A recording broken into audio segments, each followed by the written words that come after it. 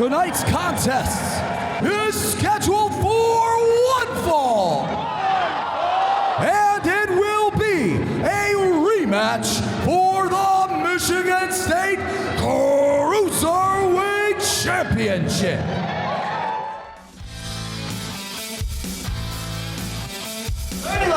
I just want you to know, it doesn't end tonight. You have a bright future ahead of you. Tonight's just not your day. They start with the lockup, and James Alexander takes a shot. Oh, I think James Alexander is teaching disrespect. Oh. Arm drag! And James Alexander bails. Count out. He is not the champion tonight. He needs this match, and I can't imagine what it feels like to be Xavier Justice right now. This is Owen. Ducks the clothesline. Oh my God! Yes! Head scissors takeover.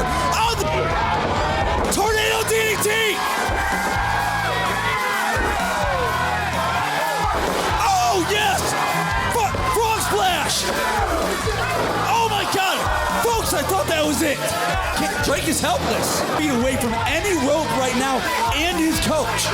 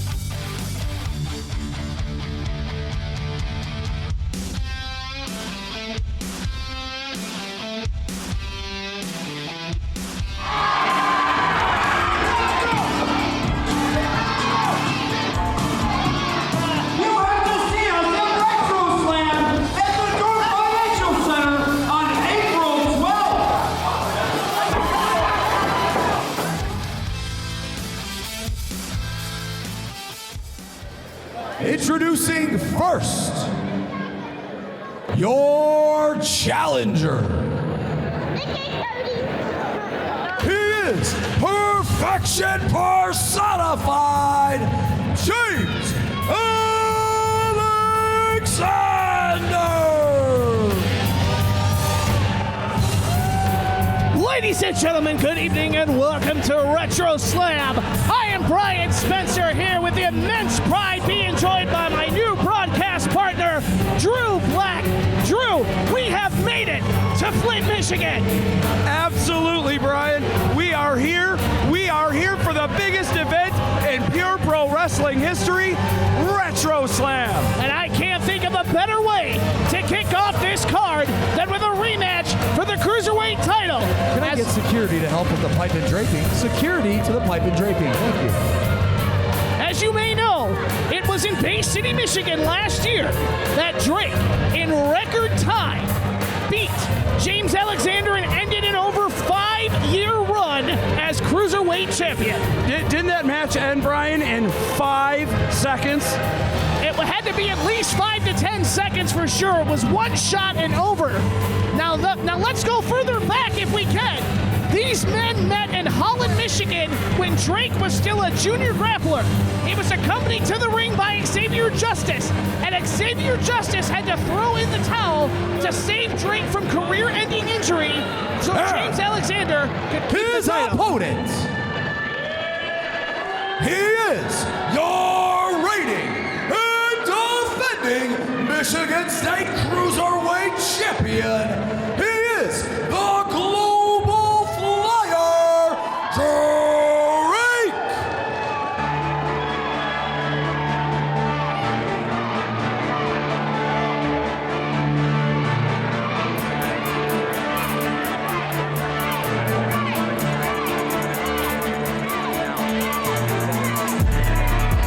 And here he is, the Global Flyer Drake heading to the ring. He is the youngest champion of the Cruiserweight title in the history of Pure Pro Wrestling, Brian. He is the youngest champion, period, in Pure Pro Wrestling history at just 17. He won the Michigan State Tag Team titles with his former Obsidian partner, Abdul Hakim, in Owasso, Michigan. Ever since Drake has stepped out of the junior grappling program, he has been nothing but a supernova rising star in this business. You could say not only is he the global flyer, but he is the golden global flyer. Without a doubt. And tonight, I do not expect this to go only 5 seconds, Drew. Absolutely not. I expect this match to go the distance. These guys are going to give it everything they have. This is not just another match to both of them. This is for everything.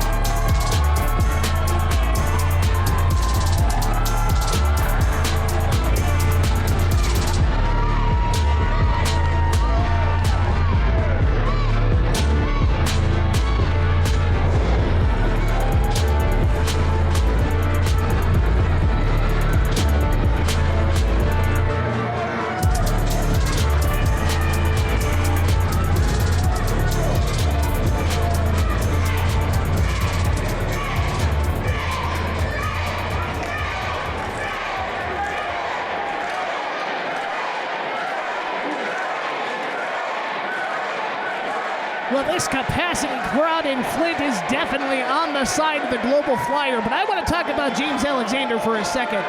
James Alexander, when he fought in that Cruiserweight title match that Drake beat him in record time on, as he enjoys a nice refreshment from the concession stands here at the Dort Financial Center, apparently.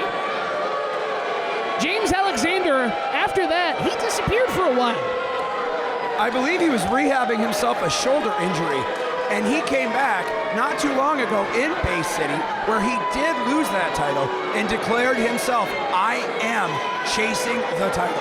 I am going to meet Drake at RetroSlam. That is correct, and I gotta tell you, we know how much proper hydration is appropriate for professional wrestlers. Drew, you being one of them, participating in the Retro Rumble earlier tonight. You're on your 7th bottle of water here at the table. Yes, I am. Being a professional wrestler, we have to keep hydrated at all times. Well, that is what James Alexander is doing right now, and now he is demanding that referee Jack Thomas open the ropes for him, getting loose, getting ready. But I was saying earlier, he disappeared for a while. He healed that injury. He got into the best shape of his career. This is not the James Alexander from Bay City last year. This is a new James Alexander. He and Candela, Detroit, took on Darling Roger. And not only did he beat Darling Roger, he punished Darling Roger. And then Drake came to the ring to save Darling Roger, and those two faced off. And you could feel the electricity in the room. Everybody there knew those two were going to lock horns. The bell is gone, and this one is underway. And James Alexander, you know he's the master of those mind games. He's apparently still warming up. Not that he had enough time to do this earlier. Well, this is where the experience of James Alexander comes into play as well. Because you see, Global Flyer Drake, he's just so eager to get at James Alexander, and James is using that thinking, that saying, that's where that perfection personified comes in. He said, I'm gonna go ahead and take another lap around and make you wait. You know, we talked about James Alexander being in the best shape of his life as Drake takes him down there, and now going into the corner with the flying clothesline. Drake maybe looking to head up where he's really comfortable. They don't call him the Global Flyer for nothing. Astonishing athleticism by the Cruiserweight champion. I just can't get over the fact that he is only 18 years old, and not only is he a two-time champion, he is just amazing. Yes, we were celebrating his 18th birthday with a show. That's true. I did hear about that. Now, now James Alexander, the veteran, with the hard chops. But Drake knows James Alexander now.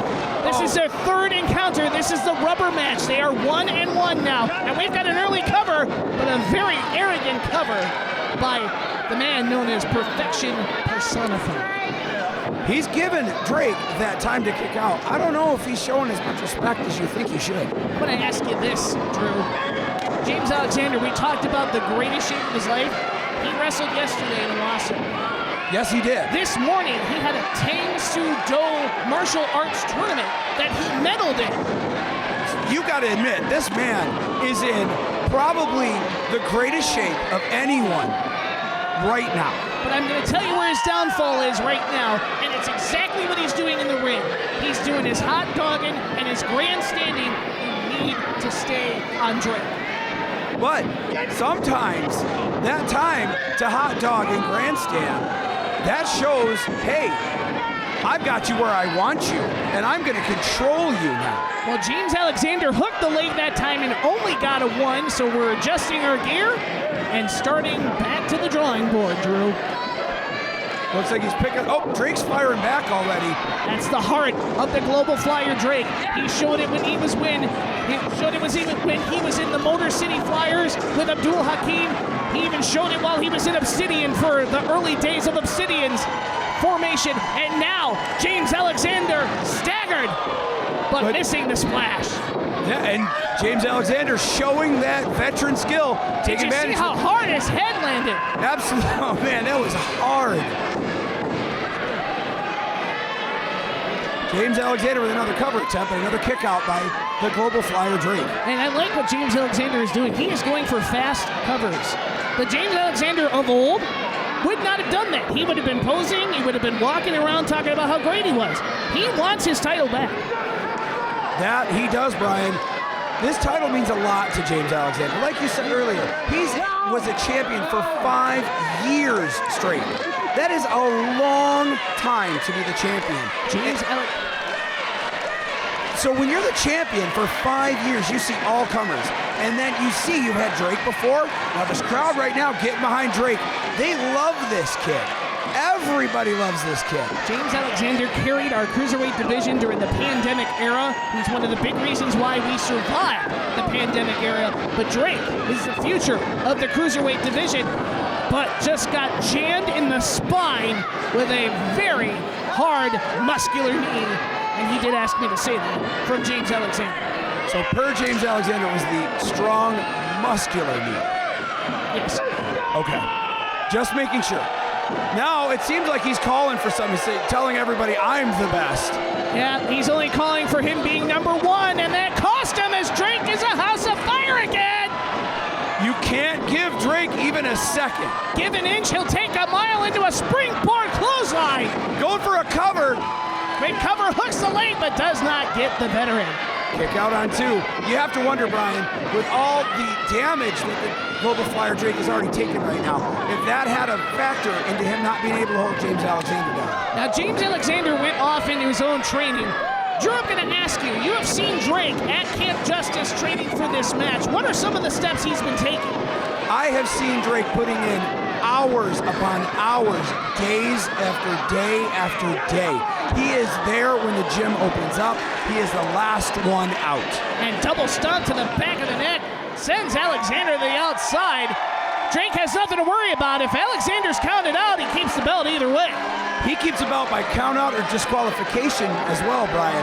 So if he wins this match by count out, he's still the champion. But I don't think Drake wants to win by count out. Huge springboard dive as the Global Flyer is living up to his name.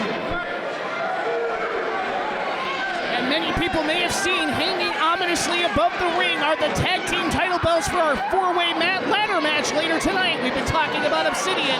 They have a chance at a lot of gold, but right now, here comes the Cruiserweight champion looking to take flight, Drew. Yes, he is. Let's see if he's going to hit that frog splash, which... He hits perfectly! That is a wonderful frog splash. Oh, and Drake almost retained his title. You got to... Is he going to go up again? No, it looks like he's getting that knee ready. That knee that he took James Alexander out with in Bay City last year. This is the move that in record time won Drake the Cruiserweight title and ended a 5-year reign. Alexander, he scouted it. A big boot to the face. Now you gotta say, James Alexander in the best shape of his life has probably been watching hours of Drake tape for this match specifically. I would even venture to say that he has seen that knee in his dreams every night since that match. I wouldn't say his dreams, Brian. I would say his nightmares. Very good point, Drew. And now we've got a delayed suplex, the blood rushing to the head of Drake. James Alexander showing off that power. Even though Drake's not the heaviest man on the roster, that takes a lot of strength to do. It absolutely does, Brian. That is one of the hardest moves to pull off as a professional wrestler. And I think James Alexander thinks this is over. It's got the leg covered, and we almost had a new champion. But the grit, the determination, the heart of this kid, Drake, just saying, no, I am not losing my title tonight. Takes me back to that match in 2023 in Holland, Michigan, where Drake was still a junior grappler. Xavier Justice had to throw in the towel so Drake would not be permanently injured by that single-leg Boston Crab that James Alexander likes to use. Little did we know what this would build into, with Drake being the champion and dethroning James Alexander, and now they're here in front of this over 1,000 people crowd at RetroSlam. I think James Alexander is going to go for another delayed suplex here. Let's see what's going to happen. Drake getting the knees to the head of James Alexander, and he's going right into the buckle. Drake feeling the energy from this Flint crowd. He missed the knee again, but he's going for a huge blockbuster. We've got to cover here. Makes hooks. Oh my gosh, that was close. Another kick out by James Alexander. And he's taking himself outside the ring for a moment to say, hey, hold on, I'm going to cut this off. We might need a statistician from Major League Baseball to count how many near falls we have had in this match. I'm going to say at least one. Playing it safe, that's Drew Black, ladies and gentlemen. And now, well, Drake was trying to pull James Alexander back into the ring. Alexander drags him out onto the floor. I don't have a good vantage point from here what exactly they're doing. It seems like Drake is giving a couple of kicks to James Alexander. It does look like Alexander may have gone into that barricade that's surrounding our great fans here at the Dork Financial Center in Flint, Michigan. What a chop from James Alexander and Drake, and another one. Gideon Malice isn't out here, but the chop house is open. And there's a retaliatory one of his own. And another. You said Gideon Malice earlier with those chops, but you gotta admit, everybody has a hard chop, but nobody can take you to the chop house like Gideon Malice. Gideon Malice or those time stamps from Father Time. We'll see both of them in action, including Father Time in the main event later tonight. James Alexander back into the ring. He's hurt, he's grabbing his ribs. I don't know if it's just the ribs, it might be the injured shoulder as well. He might be have re-injured that. And the beat red chest of Drake shows you, oh! Alexander trips him up onto the apron. That's the hardest part of the ring, as you know, Drew. Absolutely. When you take a bump on the hardest side of the ring, it hurts more than anything you could ever imagine, because that is cold, hard steel. Referee Jack Thomas administering the count. We don't want a double count out here. That would be a draw. His fans in Flint paid to see a decisive winner in this rubber match between these two great cruiserweights. But now James Alexander tossing him in, showing that history, saying, I am not going to lose this match out here. I'm going to win this match in the center of the ring. James Alexander knows he cannot win the title on a count out, but Alexander's still trying to set him up, but Drake fighting as hard as he can to keep him from it. Alexander has the leg, might be going for the Boston Crab. Oh, but a dragon screw leg whip instead, and that stops Drake's momentum from trying to fight out of it. And now you've got perfection personified. They're going back at that knee. I think he's setting the Global Flyer Drake up for another half grab. And you think this is a bit of revenge for what that knee did to James Alexander in Bay City in 2024?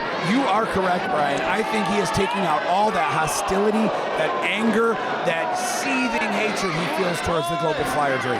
He just posted that knee. And now he's showing off with a couple of jumping jacks. I before we know it, he's going to need to hydrate again. Now look at this. It's a figure 4 on the ring post, Kyle. We've seen Bret Hart do this numerous times. I think you might be talking to Kyle over to your left. I'm Drew Black on your right there, Brian. He does have that ring post. That is a devastating maneuver. I do not want to be on the receiving end of that, Brian. I don't think you want to be on the receiving end of that either, do you? That's why I sit here behind the table, Drew. Oh, it looks like James Alexander has let go of that, but the referee, Jack Thomas, stopped it. Jack Thomas doing the standing 5 count. He doesn't want to be disqualified. He rolls Drake back into the ring. Jack Thomas is having a hard time keeping up with this action. You gotta wonder, these two they go 100 miles an hour all the time. They do not stop. Now this capacity crowd here in Flint, getting behind, hear those chants, Drake, Drake, Drake. Oh, but Drake, the leg, he just cannot stand on it. Brian, what are we gonna do? Flint can will Drake on all he wants. If he cannot put weight on that leg, this spells doom for the title reign of the Global Flyer. And now, like a kitten who's cornered his prey, James Alexander sets him up, and he's got it hooked. That bad leg into the single leg Boston Crab. He took it over. You gotta wonder, XJ's not here to save Drake tonight. He is not. So you gotta wonder, is this gonna be Drake saying, I can't? Drake inching closer to the rope, but James Alexander notices, and now look, he is turning that into a lion tamer. He is driving the knee into the spine. I don't know. This has got to be over. That veteran ring awareness, bringing him back into the middle, going, you cannot grab those ropes. Drake fighting with all of his will. He's trying. He's not. Jack Thomas keeps checking. He's saying, do you give? Do you give? Time, James Alexander pulls him over. He's trying for a different side of the ring now. Drake, almost there. Oh, He's got it. Drake able to get a hold of the ring rope. The referee has to break that on a count of 5, or James Alexander will be disqualified. But Drew, was that the last of what Drake had in the tank? I don't know, Brian. I hope not. I would love to see Drake still have a chance here.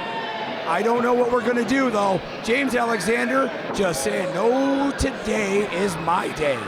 James Alexander showing that disrespect with a huge slap to the back of the head, and now the face. And again, well, he is making Drake pay for winning that title last year.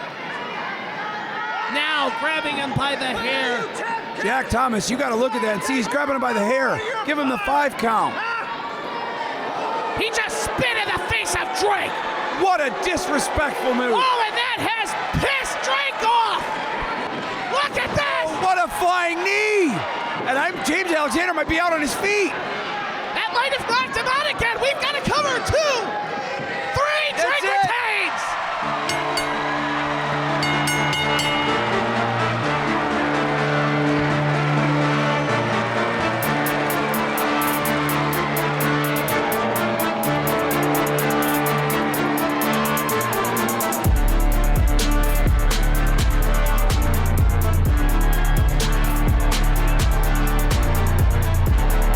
Here is your winner, and still Michigan State Cruiserweight Champion, the Global Flyer, Drake.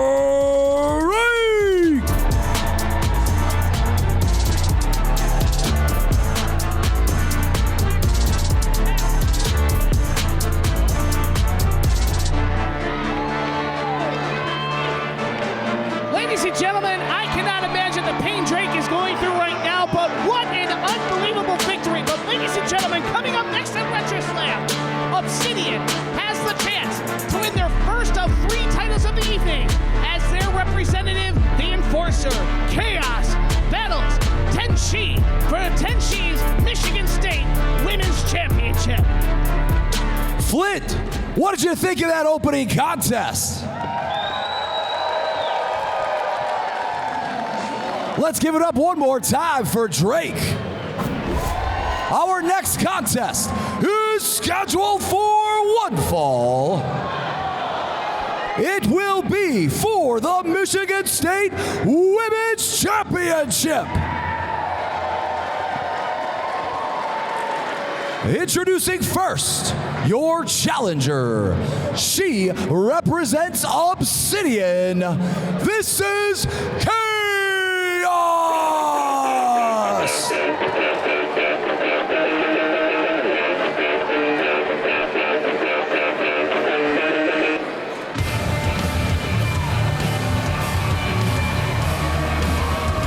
Ladies and gentlemen, this has been a 2-year odyssey for Chaos. Chaos participated in the Women's Championship Tournament to crown the first ever Michigan State Women's Champion. Chaos made it to the finals with Alexis Royale and Tenchi. In the end, Tenchi walked away as the first Michigan State Michigan State Women's Champion. Tonight, Chaos has the opportunity to get her revenge and become the Michigan State Women's Champion. You also have to look at this, Brian. Now your champion. Please welcome your reigning and defending Michigan State Women's Champion, the Warrior Princess, Tenchi.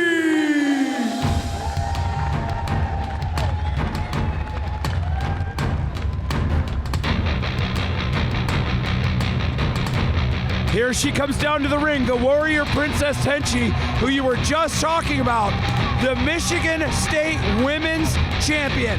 She took that belt off of Penny P here in Flint last year at our Christmas show.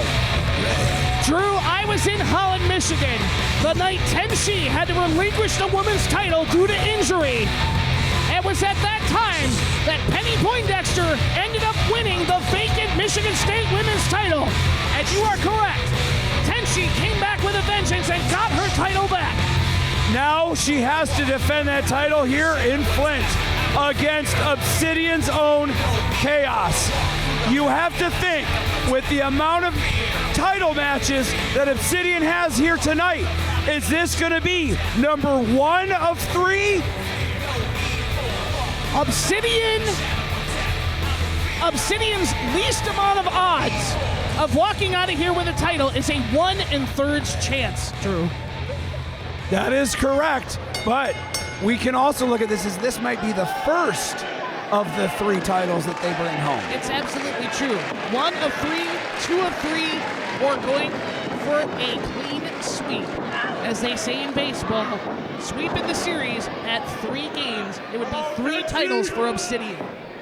But the Warrior Princess Tenchi is a veteran of the ring. She has been the AIWF Women's Champion before she became the Pure Pro Wrestling Michigan State Heavy Women's Champion. She has held this belt for a while. She knows how to keep the belt. So this might be Obsidian going 0 for 1. Tenchi did exactly like she said she was going to do. She said she had to drop that belt. She said whoever was holding it was just saving it for her to come back and take her crown back. She did that exactly the way she said it. But Chaos has never been able to face Tenchi one-on-one for this Michigan State title until tonight. Tenchi going for the cover, a 2 count with Chaos kicking out. You gotta wonder, with how much anger Chaos might have towards Tenchi, especially last night when they faced off in a 6-woman tag match, and Tenchi seemed to get the better of Chaos at that moment. Now, does she get the better of Chaos here tonight as well? It could very well be, that's right. We were in Owasso, Michigan just last night, raising funds for the Owasso Theater Program. A great program and a great show, but you're right.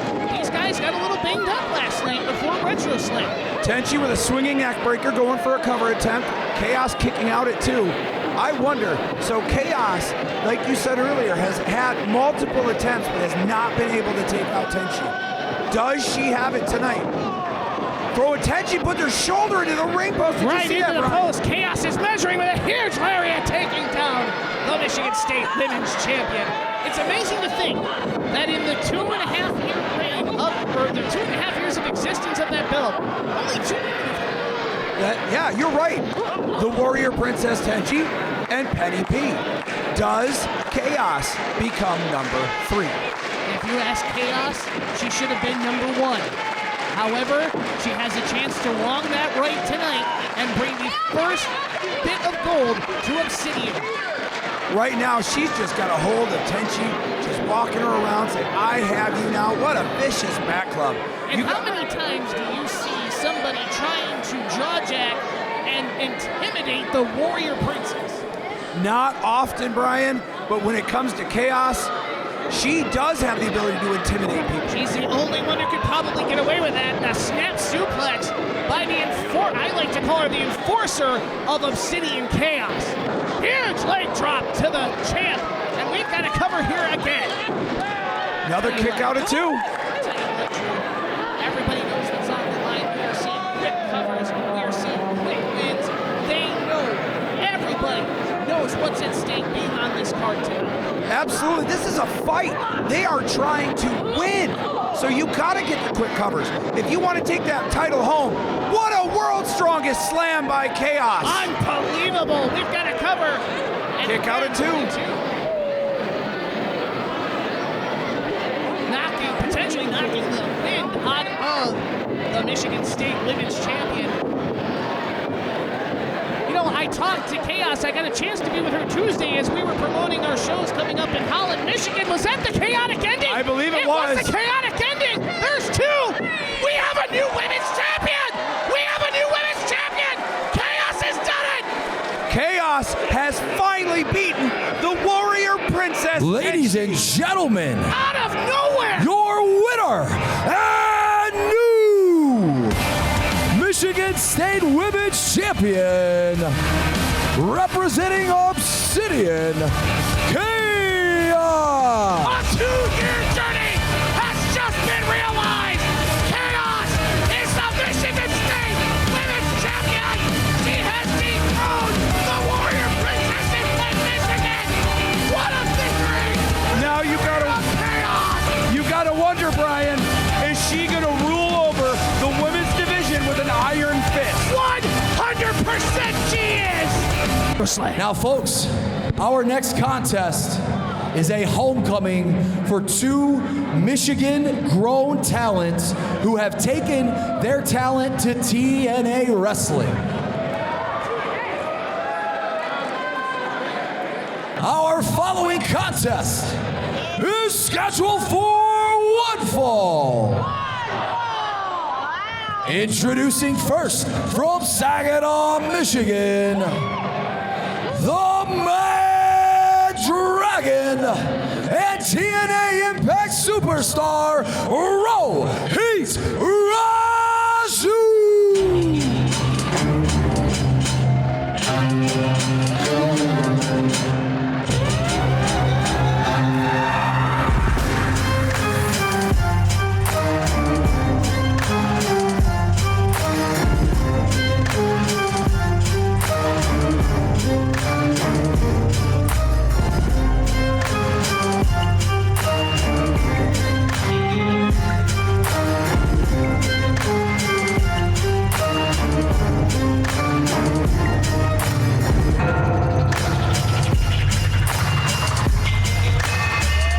Rohit Raju, ladies and gentlemen, the Mad Dragon of TNA Wrestling fame. He was trained by the man hosting this event tonight, Xavier Justice, and in 2008 made his debut in professional wrestling. He has gone all the way to total non-stop action. And his opponent, he is also a TNA Impact Superstar. He's right here, born and bred in Flint, Michigan. He is the Black Diamond, Jack Price.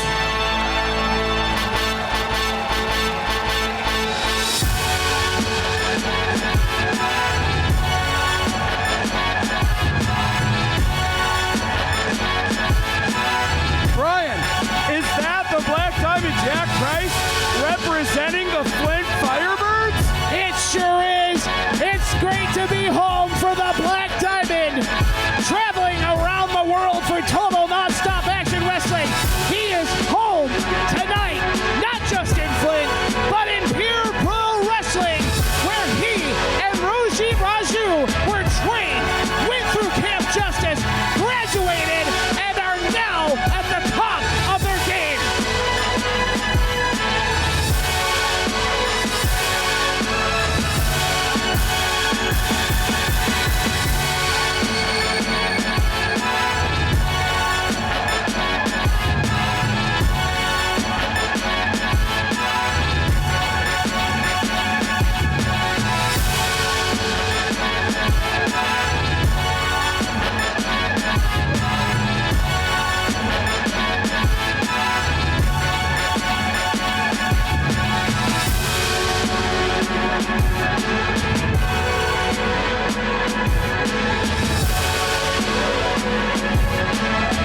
referee for this match, Kyle McClure, who, as you heard, I was talking to earlier on my left. But Kyle McClure is the referee for this contest, and what a contest this is going to be. Drew, we get the chance to call a match with two current TNA superstars. That is one of those checks off my bucket list of things that I have always wanted to do. I've always watched Rohit Raju. I was watching him when he won the X Division Championship. And I also watched Black Diamond Jack Price debut in TNA. And I've got to say, it was been a dream of mine to always step in the ring with these gentlemen or to sit here at the commentary table and talk about their match. So I am in heaven. Now, I want to ask you this, Drew, because you share a very common thing with these men. They're being trained. They were trained by Xavier Justice in the same program you are currently in right now. That is correct. These two men in the ring, knowing they have made it all the way to total non-stop action wrestling, what does that do for your confidence as you are going through that same training program right now? It shows that you can go from the bottom of the barrel, getting into pure pro wrestling where they let you learn. Then you can reach the top, the peak of the mountain, and join TNA Wrestling. Total non-stop action. You have the chance because you can be taught by one of the best coaches in all of professional wrestling, Xavier Justice. We have seen these men on pay-per-views. We have seen these men on streaming TV. We have seen these men on network television. And they all started here in Goodrich, Michigan. And if you want to be like one of these men, if you want to be like my partner, Drew Black, here at the table, go to pureprowrestling.net. It's only $20 a class to sign up for world-class professional wrestling training. And Jack Price going for a quick cover, but Raju had that scouted. Absolutely. Not even a one count on that one. You got to know these two guys know each other pretty well. Exactly. We have a battle.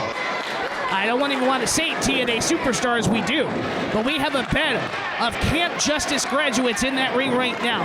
And for Xavier Justice, who is hosting this event, you know he's going to be sitting at his position right now with a huge smile on his face, seeing this capacity crowd watch this match. You gotta wonder what's going through Rohit Raju and Jack Price's mind right now with this battle of the shoulder blocks. These guys are going toe-to-toe, knocking into each other, and they're not dropping each other. These two men, oh, well, there we go. Jack Price wins that one. These two men starting this match slow, feeling each other out, as we thought they would. Rohit showing that skill there, jumping over Jack Price pretty quickly. The Mad Dragon goes for the kick, trips Jack Price, and the Black Diamond is down. You gotta think, Brian, is this what you can look forward to? This match of just non-stop, these guys they have scouted each other, they know everything about each other. Big flying forearm. Are we gonna see these two guys just go at it, move for move? This is gonna be one of the most even contests of the night. Raju jumps out of the ring. He's got to refocus because Price has been there every step of the way. Jack Price trying to tell Kyle McClure, get him back in the ring. You got to wonder, is Jack Price going to want to win this by count out? Or is he going to say, come on, get back in the ring, get back in the ring? Absolutely not. Jack Price does not want to win this by count out, but Raju breaks the count, so it has to start over again. Hear that crowd right now, Brian. They are chanting, Jack, Jack, Jack. They want Rohit Raju to get in that ring and lock up with Jack Price. Jack Price, the hometown boy here from Flint. You know it's had to have been a dream of his to wrestle at this arena. Well, when you grow up as a wrestling fan and decide to get into the ring yourself, you have that list of arenas that you want to wrestle at. And I can tell you now, both of these guys probably have the Dork Financial Center on their list. Look at that. The code of honor there adhered to with the handshake. Mutual respect for both these guys. They know where they came from, but that didn't last very long. The respect ends there. Rohit missing the chop, but Black Diamond, Jack Price giving him his receipt. The Black Diamond making the chest red of Raju, and now Rohit misses again, and a double chop staggers the Mad Dragon. Those chops are not fun to take, Brian. They hurt. And another one from Jack Price. As our capacity crowd at the Dort Financial Center in Flint pays homage to the master of the chop. And look at that, he almost decapitated Jack Price. Right, with that's that ring savvy, that veteran ability. Which both of these men have. You are right, Brian. Both of these men are veterans, but you got to wonder who did more scouting on the other. Did Rohit do a little bit more scouting to see that was coming? So I know what to do here. I'm going to grab him and decapitate him on the ropes. That's a very good point. And both of these men have lots of film together, being that they work with each other in the same company. What a vicious stomp by Rohit Raju on the Black Diamond Jack Price. And Rohit Raju knows all it takes is one mistake. And Jack Price may have made that mistake that will cost him this match. Rohit setting up for that elbow. And that's the bottom line, but only a 2 count. You can't say that Rohit Raju said so because he didn't pin him. The crowd does not like Rohit Raju here. You should hear the boos. Just a round of boos from this sold-out crowd in Flint. Jack Price starting to show signs of life again. What a vicious kick to the stomach. And then one to the chin, staggering the Mad Dragon. The Black Diamond setting up in the corner. Oh, Raju tried to counter it, but got caught in the counter. The counter got countered. And it got countered again into a huge, wow, that was a snapping Russian leg sweep, if that's even a term. But only a 2 count on that. Black Diamond showing that grit. Say, I'm not going to go. You're going to have to do more than that to pin me. Raju drove Jack Price's back of his head to the mat super hard on that snapping Russian leg sweep. And now he's taking Jack Price out of the game, trying to keep him down. That crowd right now feeding into Jack Price. He's up. He's getting that crowd behind him. He's playing with them. And Drew, you were in that ring earlier tonight. How can you not feed off a crowd like this? When the crowd loves you, it makes you feel like $1 million. You are the strongest person on the planet. If this arm drops one more time, it's over. Oh no, Jack Price still has some life left in him. You got to give him some credit for that one. Kyle bringing the arm up twice. On the third one, it didn't go down. Raju tried to trade blows. Price dropping him, tries for a side headlock. Irish whip into the ropes.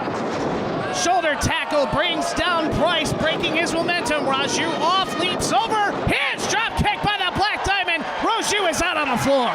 That is a monster of a drop kick. That was so hard it knocked him out of the ring. And Jack Price might be looking to join him out there with a spinning corkscrew body block. Over the top rope onto these concrete floors. I can tell you they are concrete because I got dumped out of the ring earlier onto the concrete floor. Yes, how's your hip feeling after that? Hold on a second. Oh, a lethal injection. We've got a cover. 2. Oh, I thought that was it. That springboard stunner, some call it a lethal injection. Jack Price almost called it victory there, Drew. You are right there, Kyle. Oh, now see, I'm saying Kyle, and he's in the ring. See, Brian, now you got It's a plague here in RetroSlam. We love it.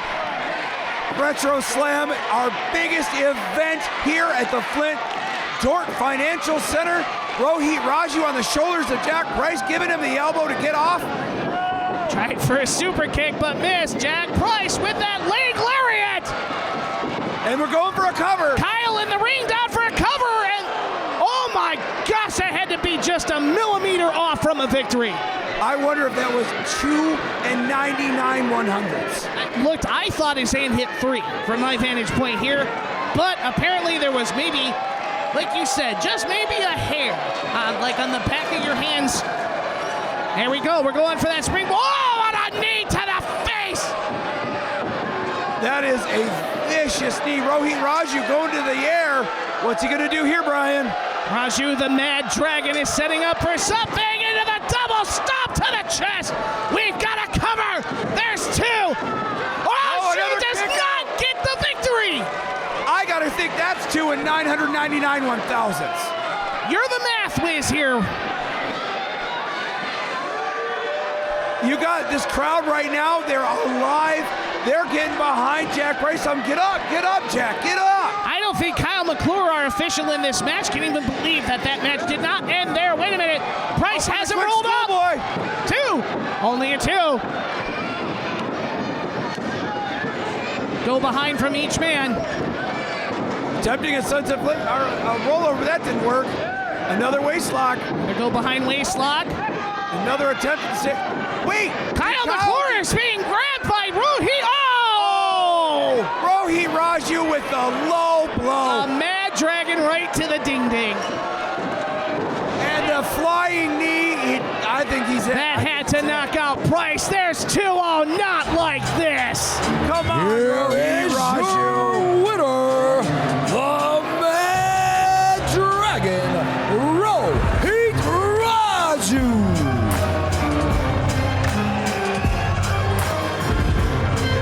And isn't this a shame that in this match of former Camp Justice graduates and students had to end on a low blow?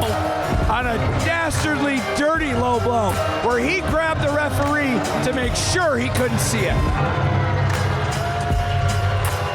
Unbelievable, folks. What a sour ending to a beautiful homecoming for both of these men.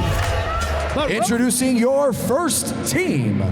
Please welcome the team of Tiny But Mighty Hannah Henderson and the Cowboy Sean Evan.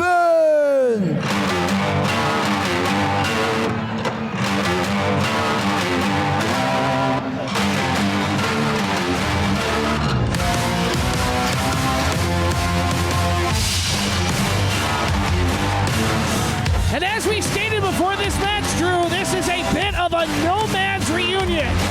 Back when Sean Evans was a lost little kid named Ace Evans. He was part of the group, the Nomads.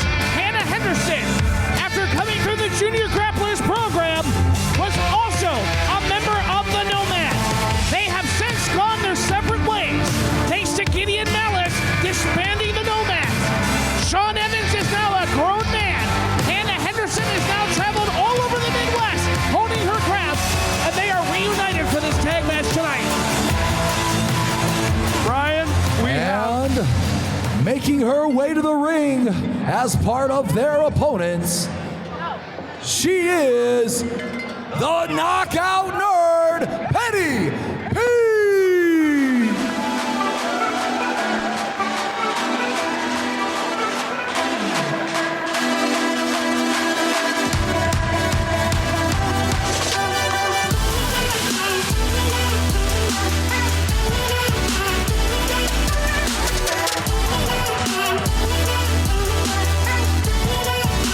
making her way to the ring right now, the knockout nerd, Penny P.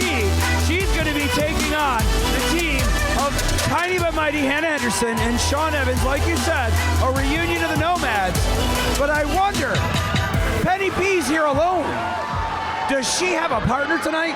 That's right. Silas Young was her originally scheduled partner. Silas had travel issues and could not make it in for RetroSlam. Who is going to step up? And her tag team partner, Well, apparently she has one.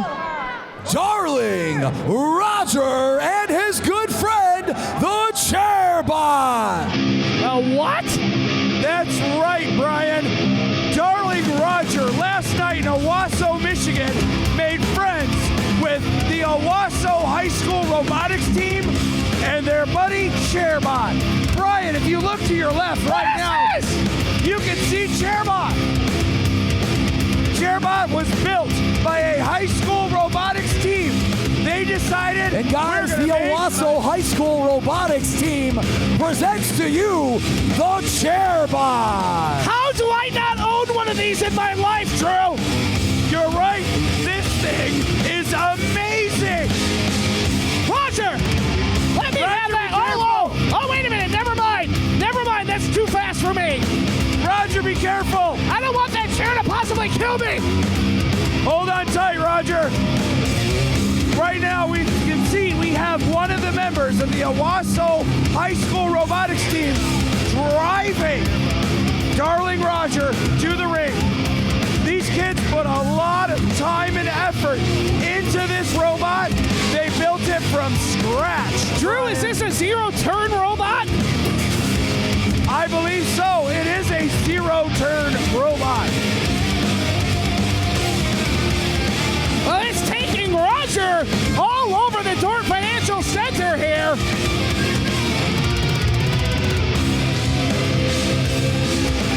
Showing the crowd what these kids made. You gotta wonder here, is Darling Roger afraid of Chairbot? Is he loving it? No, he's back in the ring. Well, Roger made it, folks, and you know what?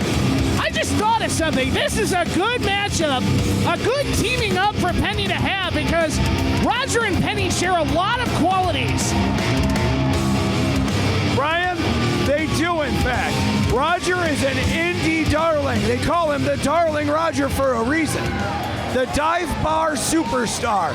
He's been out doing his thing for over a decade. And I'm going to say how proud I am of Roger. He has finally learned how to wrestle without his glasses. As a person who wears glasses myself, and you wear glasses, Brian. Since 4th grade. This is one of those things that we don't have the best eyesight.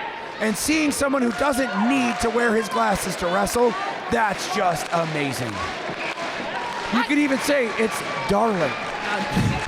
Now, Drew, this is mixed tag team rules. That means the men will face the men, and the women will face the women. I guess not. I guess we're now intergender. Intergender tag and that's team perfectly match. fine because we know Penny P and Hannah Henderson can hold their own against either man or woman on this roster. Penny P controlling the wrist right now of Sean Evans, showing that, no, I am a woman, but I can control him. The knockout nerd making the tag to the Darling Roger. Roger, let's talk about how much he's improved. He's only been doing this just a little over a year, Drew. Brian, you can see the improvement in both of these superstars. Double elbow drop there, Brian. Yeah, let's talk about Penny P. She was a women's champion within her first year of training here at Camp Justice. And as you see, Darling Roger with a huge slam on the cowboy Sean Evans. He's got that Midwest Misfits t-shirt sticking out of his pocket. They're going to be in action later tonight defending their tag titles in that ladder match. Penny P's looking to take flight, though. That's right. Whoa, what a big frog splash on Sean Evans. She's going for the cut. No, she's tagging Roger back in. Quick tags. Wait a second. Is Roger going to get in on this mosh pit, too? He is with a middle rope slam, and we've got a cover now. Only a 2. Kick out at 2. Sean Evans going through EC3 CYN training seminars. It's going to take a lot more to put down the cowboy. Got the crowd right now getting behind the Darling Roger and Penny P. Roger with a boot to Sean Evans' face. I tell you, this crowd loves the Darling Roger. Every time he comes out, it's like a rock party. What a power bomb from Sean Evans. A failed Hurricane Rana attempt turns into a power bomb. Roger's gonna have to make a tag to Penny here. Speaking of tags, Roger on the wrong side of town now. Sean Evans tagging in Hannah Henderson. She can get herself a piece of the Darling Roger right now. And this is where that experience takes effect. I don't know how many tag matches they actually had as the Nomads, but these two know how to work with each other. They know how to do it, and they know how to cut that ring in half like any good tag team does. Brian, we're getting to see a display of great teamwork here. We sure are, and we did see it with the newly formed tag team of Roger and Penny. As Penny is trying to get this crowd in Flint behind the Darling Roger. He needs some help in there right now, Drew. Throwing a couple elbows to Hannah Henderson, potentially to get up to get to Penny. I don't think Roger wants to hurt Hannah. I think he just wants to get her out of the way enough to get Penny in the ring. Hannah controlling Roger right now by the hair. Going for the tag on Sean Evans there. We have another tag, and look at this. Once again, dragging Darling Roger to their corner, cutting the ring in half. That, Brian, is excellent tag team tactics. And look at this, covered by the Cowboy. Hold on a second, he might pay for it here, Drew. Only a 2. Count. He lucked out on and a lariat knocks the Darling Roger down. You got to wonder, did that take all the life out of Roger? Because he doesn't seem to be able to do much right now. Well, if it didn't, this front headlock will. You know how much that smothers a man in his energy and breathing down. It's designed to make you pass out. But Roger fighting through it right now. He's trying, he's in the corner, but wait a minute. Oh no, Amy Lee did not see the tag because Hannah Henderson distracted the referee, and now they have drug the Darling Roger back into the corner of the Nomads. You see, that's what works excellent when you have a tag team that works together, that knows each other pretty well. They can do things like that. They can say, hey, you know what I'm going to do here. Stop it. Hannah Henderson, a proud graduate of the Pure Pro Wrestling Junior Grapplers program. PureProWrestling.net for more details on the summer season of the Junior Grapplers. But let's face it, Hannah Henderson grew up around the Nomads her entire professional wrestling career until she was ready to branch out and go on her own for a while. Well, Roger was able to reverse it, thankfully. Duck under, there's the tag Roger needed! Double clothesline from Penny P. Penny is on a rampage now. The knockout nerd is looking to knock somebody out. A spine buster out of the Cowboy! She calls that the Penny Buster. Only a 2 count though, because Hannah Henderson broke up the pin. Hear this crowd right now chanting, Penny, Penny. Brian, this Flint crowd loves Penny P. We have our lethal ladies of wrestling trading blows now. Penny getting the upper hand right now on Hannah Henderson. The wind up and the pitch, but it misses on the outside into a roll up. What a kick by Hannah Henderson. That was just an angry straight kick to the face, and now a modified blunt force trauma. We've got a cover. Roger in to save the day, breaks up the cover. And that old saying, a penny saved is a penny earned. But here comes the Cowboy, holding him in a full Nelson. Oh, he ducked! Roger ducked, and Hannah hit the Cowboy! We're setting up! Is it a double bulldog? No, it's a noggin knocker!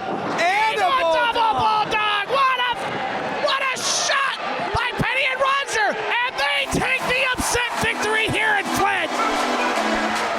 Here are your winners, Penny P and Darling Roger.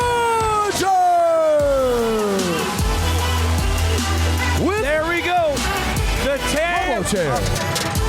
The team of Penny P and Darling Roger showing that sometimes just that spark together means victory. I gotta be honest with you, I spent half this match thinking about wanting one of the robo chairs. But congratulations to Roger and Penny, ladies and gentlemen. A hard-fought victory in Flint. And what here we chivalry. go. Now we have Penny P and Darling Roger being escorted to the back by Chairbot, the wonderful robot designed by the Owasso High School robot.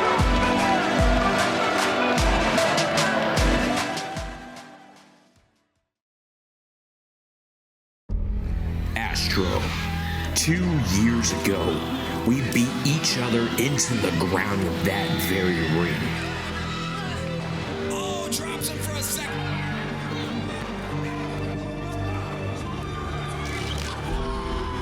You became the Michigan State Heavyweight Champion.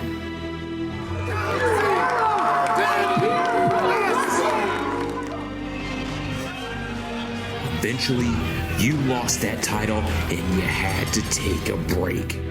Then you came back a whole new man. You got a shot at the title I held once. The upper echelon got involved and you violated the one rule of wrestling, that everybody goes home safe to their families. You took an easy win from a man that was on a stretcher.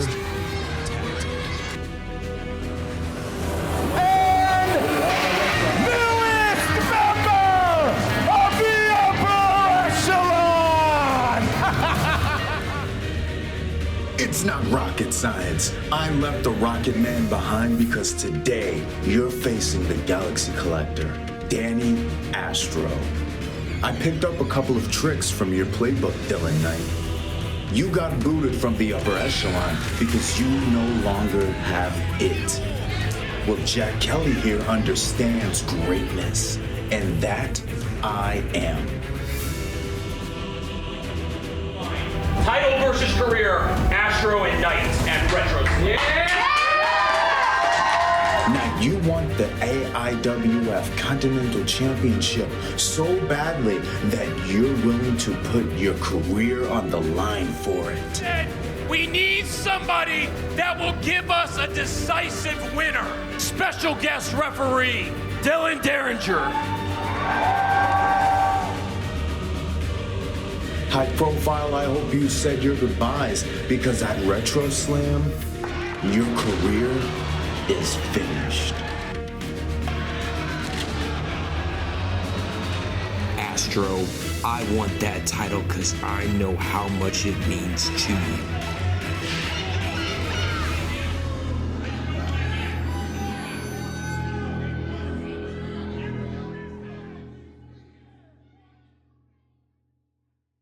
Pure Pro Wrestling is proud to present to you the Career versus AIWF Continental Championship bout. If our challenger doesn't win tonight, his career will be over. Introducing first, your special guest referee, who is technically not cleared to wrestle, got himself a wrestling referee license, and now he's here tonight. Please welcome to the ring our special guest referee, hard to kill, Dylan Derringer. Is it time to lead or is it time to die?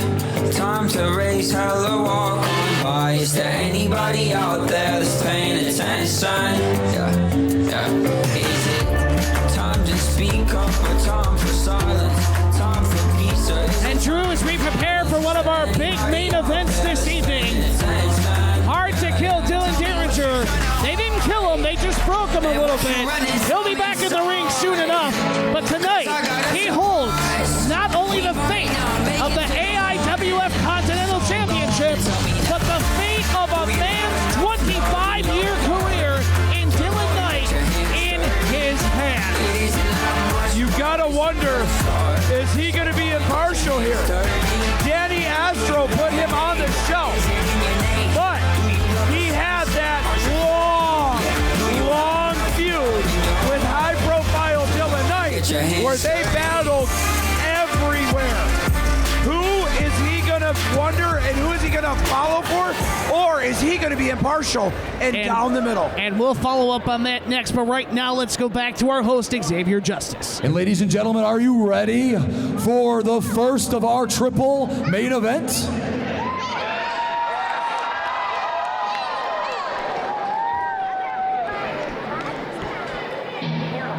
Introducing first, your reigning and defending AIWF Continental Champion, representing the upper echelon, managed tonight by Jack Kelly. This is the Rocket Man, Danny Astro.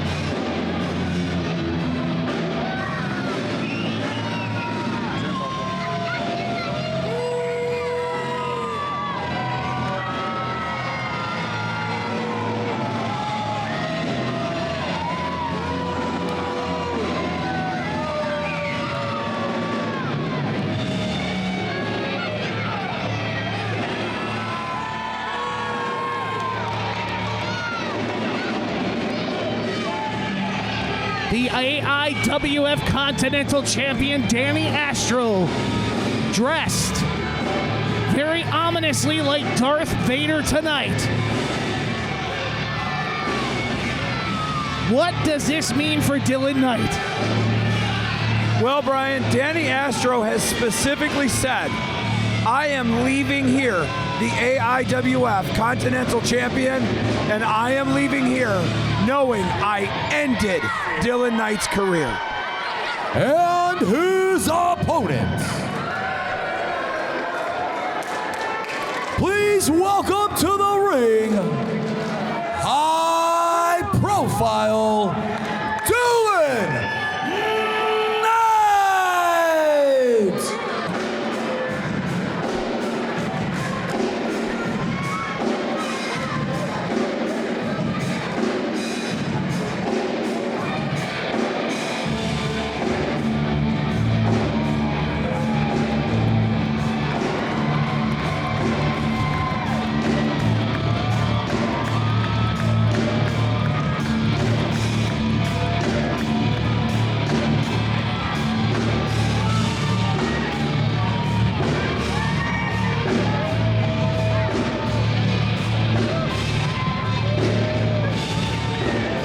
As high-profile Dylan Knight makes his way to the ring, first we want to thank Kayfabe the People's Band for playing out both of the combatants in this match tonight. But Dylan Knight, this might be the last time. Brian, I have to say one thing before this match starts. I cannot think of what will happen if high-profile Dylan Knight loses this match and we don't get to see this man in a PPW ring ever again.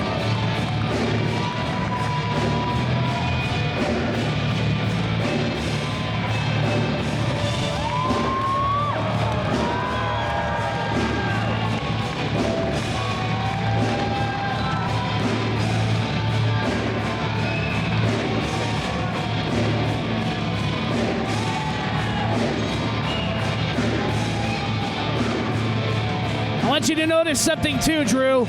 Dylan Knight said this is going to be war. He's bringing the tables. He's bringing the chairs. He's bringing a surprise. He is in the jeans. He is in fighting gear tonight. He is not here for a wrestling match. Brian, you're right.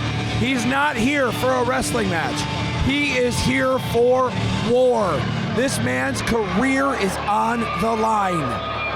When your career is on the line, you do anything and everything you can to win. You pull out every single stop.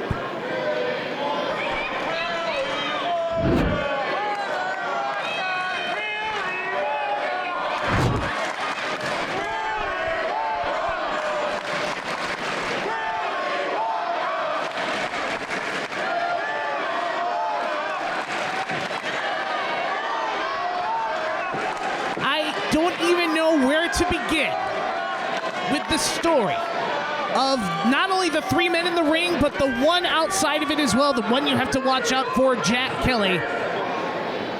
We'll get into it during this match because there is so much to talk about here, but right now, Astro Knight career versus title, and we are underway! Hot and heavy, Astro with the charge, but Knight takes him down.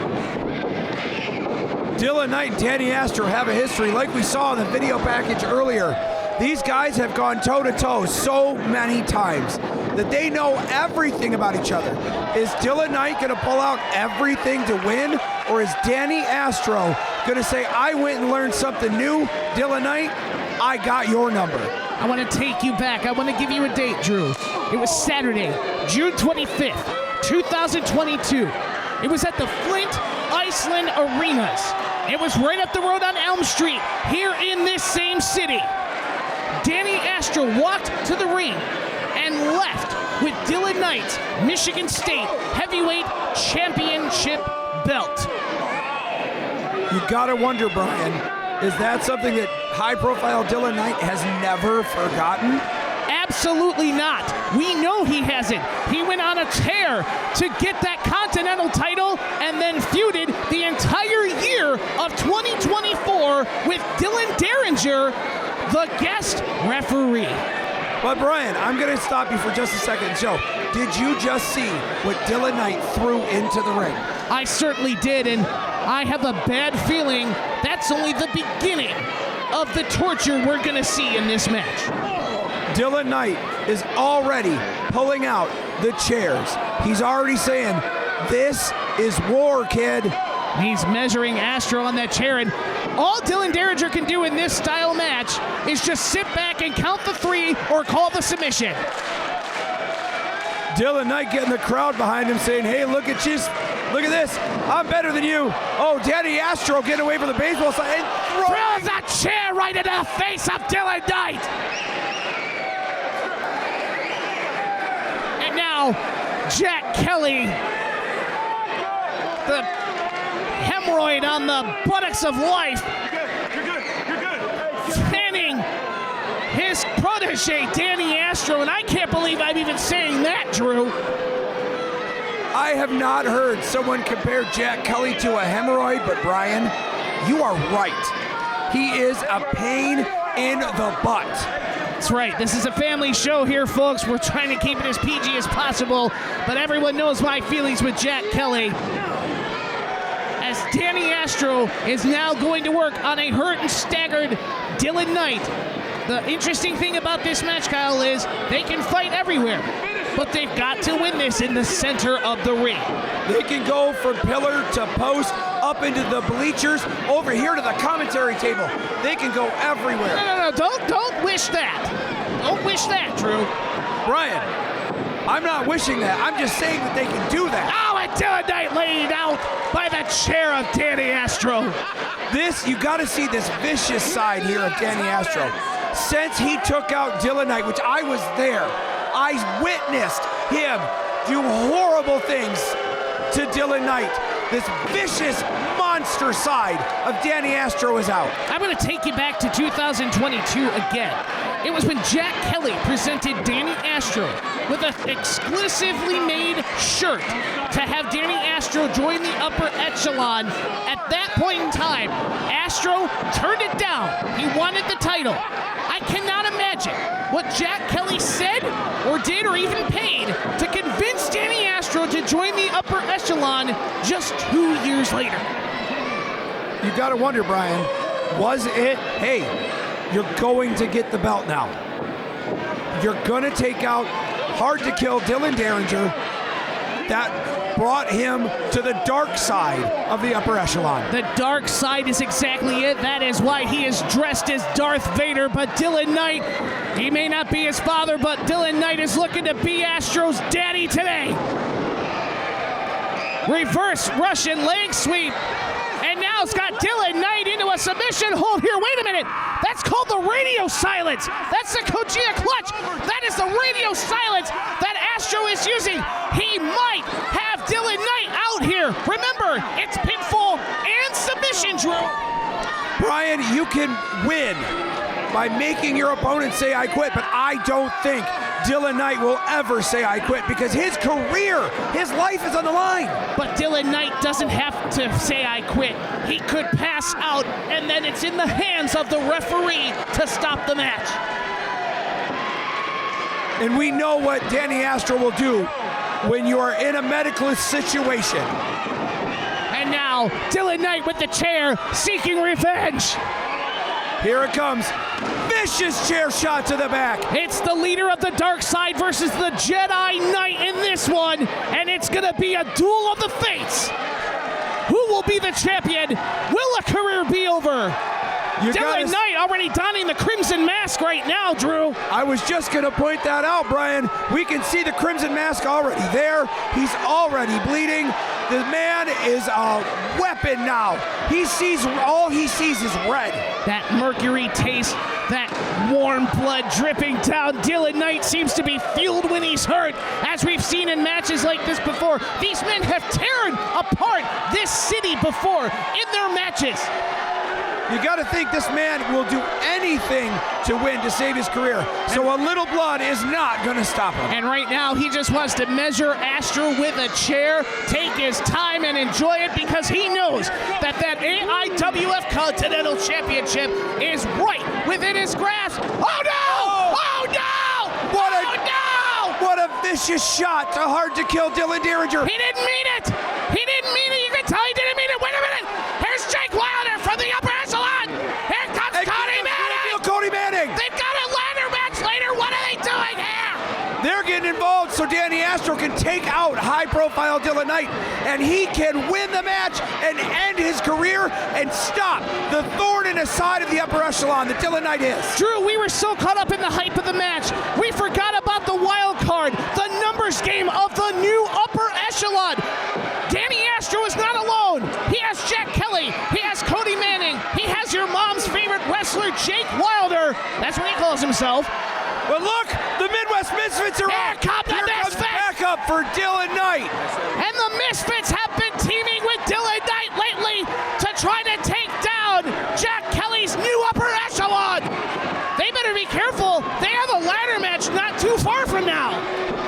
That's right, Brian. But they came in, they cleaned house, they helped Dylan Knight. They're letting their friend save his career. And what a way to even the odds. We are now back to one-on-one. The Misfits came in and cleaned house, and we're right where we should be. But we don't have a referee right now. No, we don't. And Jack Kelly, that Willy Wonka, is going ahead and getting involved. That is an insult to Willy Wonka and chocolatiers all over the world. But wait a second. It looks like the Misfits got a table for Dylan Knight. They got a table out. That table's covered. What is it covered in? Is that a body? Brian, then we're gonna have to see what's in there. Dylan, you got to remember back in Holland at Christmas time, Dylan Knight had a present for Jake Wilder in there, and that was barbed wire. Santa Claus delivered it to him. I wonder if he's using some of that extra on that table, maybe. I don't know. I thought they used all of that here. Dylan Knight, I don't know. You gotta wonder, because he's not gonna allow Danny Astro to win anything. Danny Astro's gonna have to stop the man. Danny Astro is in deep trouble right now. Dylan Knight, looks like he's looking to open his gift here. He was pulling something off it. I don't know. I thought that might have been maybe to ignite the table. Is it a flaming table? I don't know. The crowd here is telling him take the cover off. Dylan, let's see what it is. Oh no! It is Brian. Barbed wire. Nobody's leaving here. This is gonna hurt. Dylan Knight is now taking it to the next level. He knows what's at stake. He doesn't just want the title. He doesn't want to retire. Dylan Knight wants to hurt Danny Astro. And Astro already hurt from the chair shots from Knight earlier. And Dylan Knight, high profile, setting up for a high-risk maneuver. Hey, are we going to see a superplex on the barbed wire table? Both men could go into this barbed wire table if this hits. But Astro fighting back. Knight staggering. Like Knight staggering. He's biting him. Danny Astro. Knight is biting Danny Astro. That he's willing to do anything to save his career. He's setting up. Set up. Hold on a second. Oh, but Danny Astro is blocking it. But look, Jack Kelly get involved. And then damn Jack Kelly again. As you said, the hemorrhoid on the bottom of life. Jack Kelly, but now Dylan Knight chasing him with a chair. Kelly again. Dylan had to expect this. He had to expect Jack Kelly coming out, being out there. He is a licensed manager. We can't say he can't be out there. He's perfectly legal to be out there. But this is a match where there's no rules other than it must end in pinfall or submission in the ring. We can maybe get somebody else out here to get rid of Jack Kelly. So this could be a one-on-one.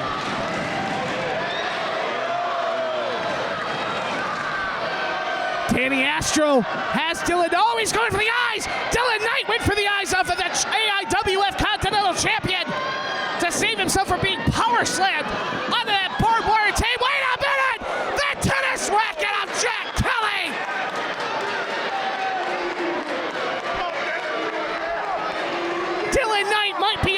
unconscious on that top rope. Astro holding him. He looks like dead weight right now. He's setting up. Don't do this. This man has a family. Don't you do it. Oh my God. Dylan Knight just went through the table.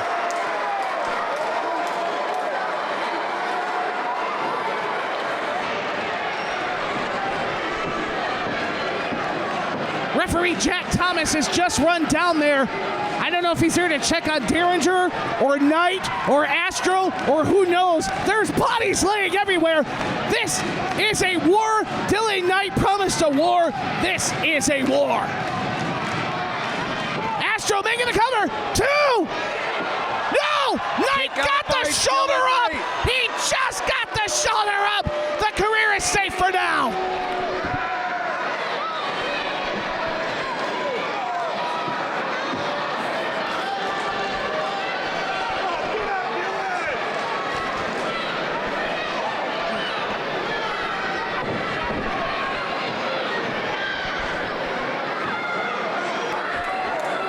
Astro cannot believe it.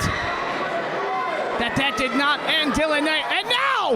Astro taking out referee Jack Thomas for not counting 3.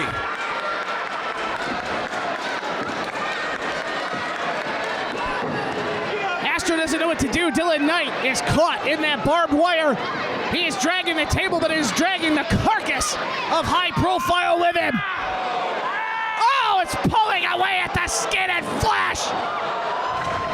Just cutting and tearing and ripping. What barbed wire was meant to do. And now Astro trying to get the rest of it out of there. Hard shot to the head. Astro don't know what to do. He's all confused right now. He can't get that barbed wire out of there. Knight is wrapped up in the barbed wire. He's trying to break free. Wait a minute. Wait a minute, Danny's having a thought here. Danny placed that barbed wire in the corner. I don't like what he's thinking here. That table broke, but the barbed wire obviously is still intact.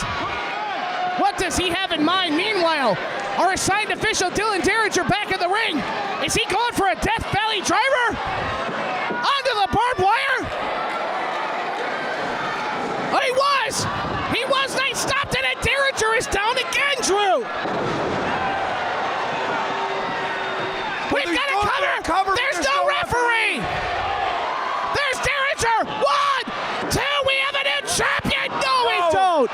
Danny Astro still kicking out at 2. You gotta wonder, because Danny Astro took out Dylan Derringer there just a moment ago, if that played into not getting the pin. That 1 second was all it took. Derringer taking just as much of a beating as the other 2 men in the ring right now.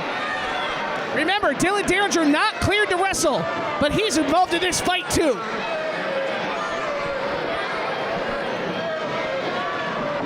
Knight with a right hand. And another. Calling for the crowd to give him some energy here. Dylan Knight shredded to pieces, and we may have a 10 count here. Here we go.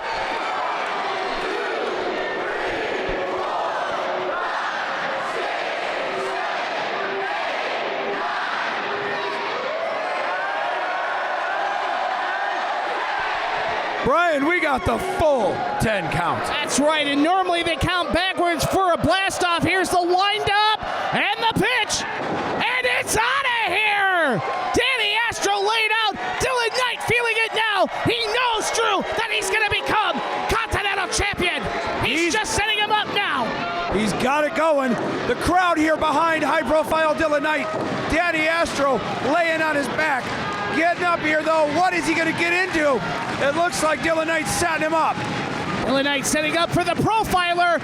His version of the kill switch. He's going to try to do the barbed wire. No. Wait a minute. It's Jack Kelly again. Jack Kelly grabbing a hold of high-profile Dylan Knight. What is Astro doing? He's got the tennis racket again. Look out. Kelly going out with a tennis racket. We got to roll up. Where's Derringer? There's 2 new champions. Oh, my God. With a kick out there, you got to think, what is going on? Dylan Derringer can't see what's going on. He's been clobbered a couple of times. He made a decision, and you don't wonder, did that cost High Profile his career? And now look at this, a double clothesline leaves both men out. We don't have the standing 10 count to have a knockout here. That's not how this match can end. One of these men is going to have to roll over and pin the other.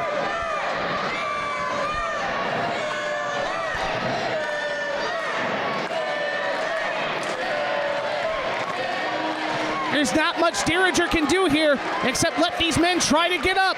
But let's talk for a second. Let's see that replay about Jack Kelly getting laid out with that tennis racket by his own protege, Danny Astro.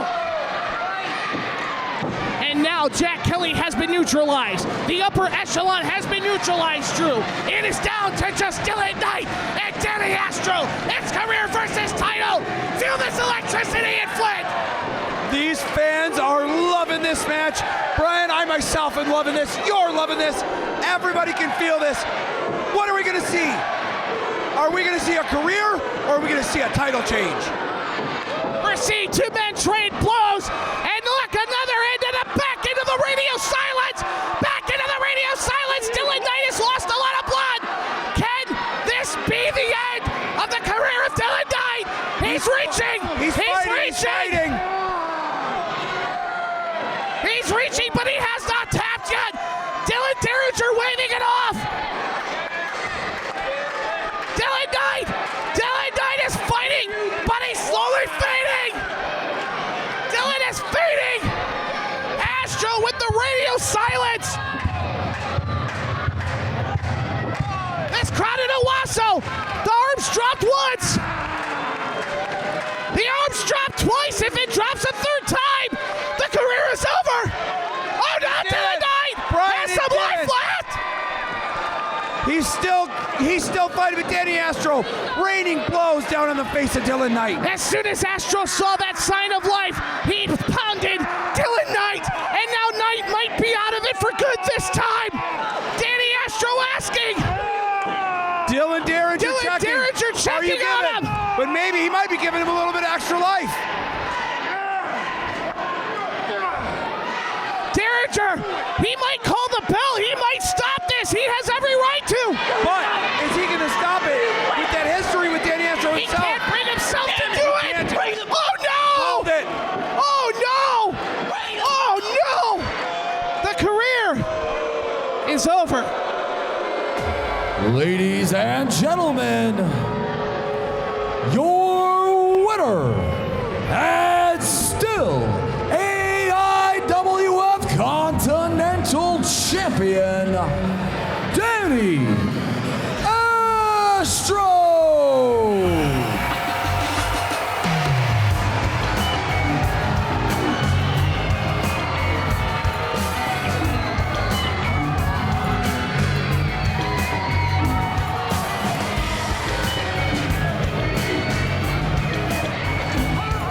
Dylan Derringer didn't want to do it.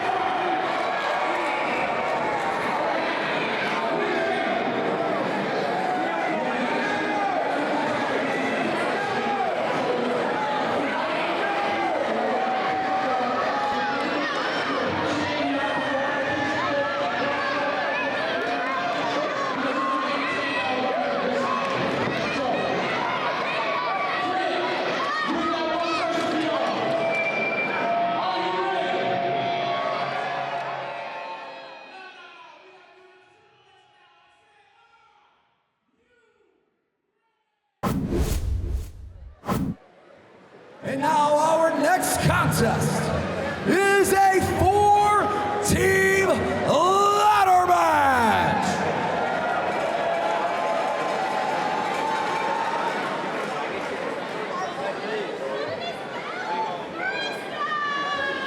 Introducing your first team. Please welcome Iso Rico and Apollo Prime. This is 2 Live.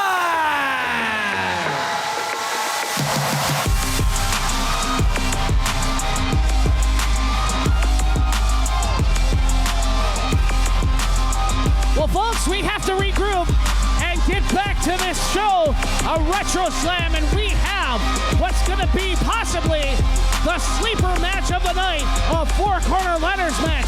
Right now, coming out to the ring is 2 Fly, and I got to tell you, these guys around ladders might mean trouble. Absolutely. They have this whole thought of 2 Fly. They hit the skies. These guys are high flyers. These guys can make it go.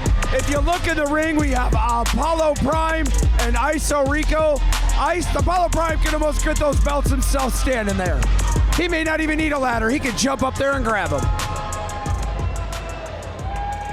And the next team in this ladder match, representing Obsidian, please welcome the team of Big D and Bishop.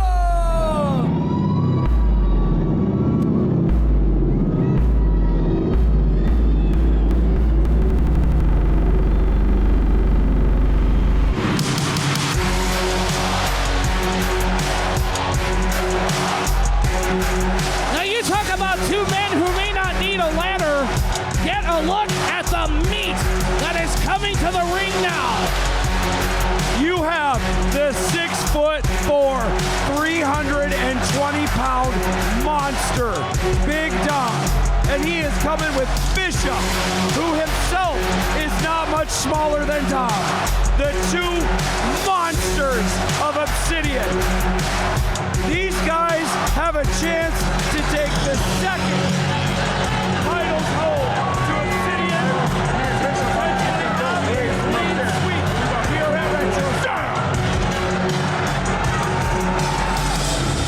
Obsidian looking for victory and championship number 2 in this 4-way ladder match. And if there was ever a team that could do it for Obsidian, it is Bishop and the Big D.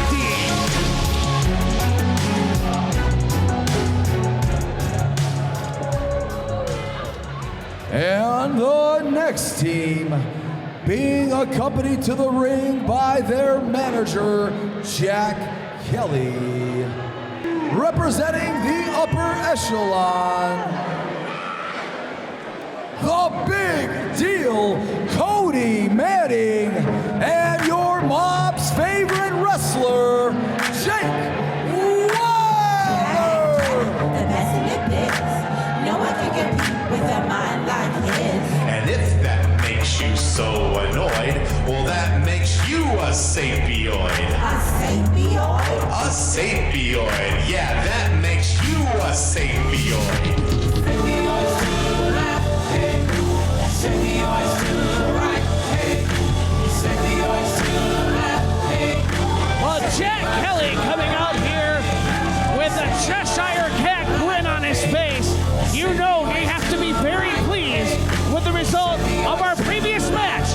The upper echelon keeping a title and now having a chance to regain the tag team belts. Hey, win if you can, lose if you must, but always cheat.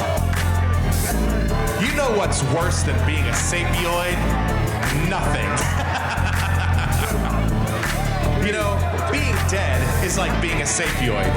You're the only one that doesn't know it, and everyone's... And Drew, this match might be starting in the ring already. Jack Thomas having a problem keeping 2 Fly and Obsidian apart. Well, there's a lot of a heated rivalry between those two.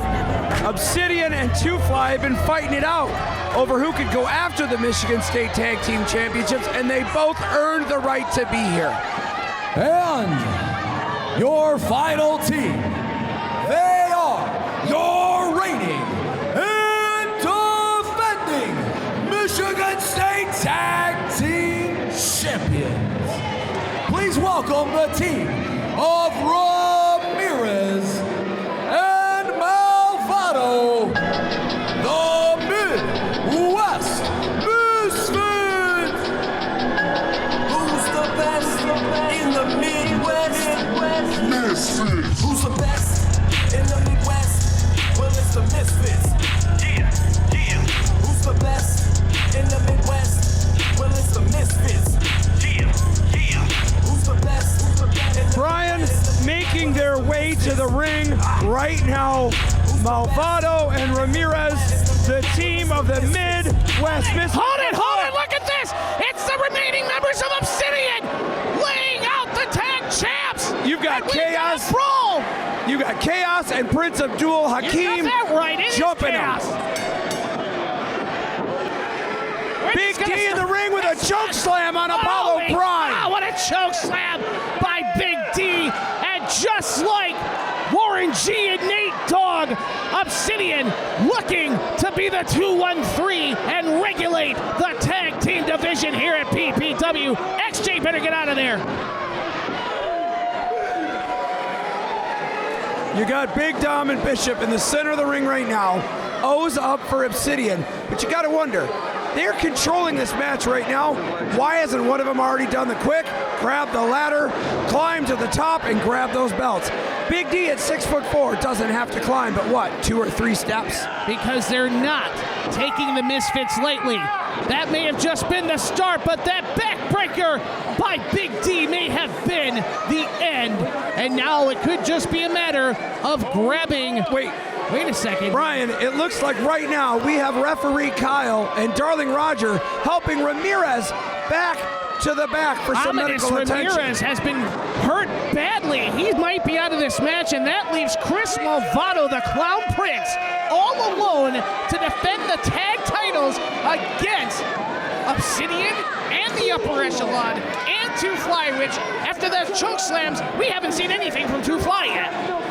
Right, they may be on the outside. Now you got to think, Malvado and Ramirez only had a 25% chance to win this match. And with Ominous Ramirez out now, they've got a 12.5% chance. Every other team in there has 2 people that can climb those ladders to get the titles. But the Misfits, the only way they can defend is to get up there and get the titles themselves off the ladder. And with Malvado being the only one there, you got to wonder, we're going to see a new champion tonight if we lost Ramirez. Here comes Two Fly back in the ring.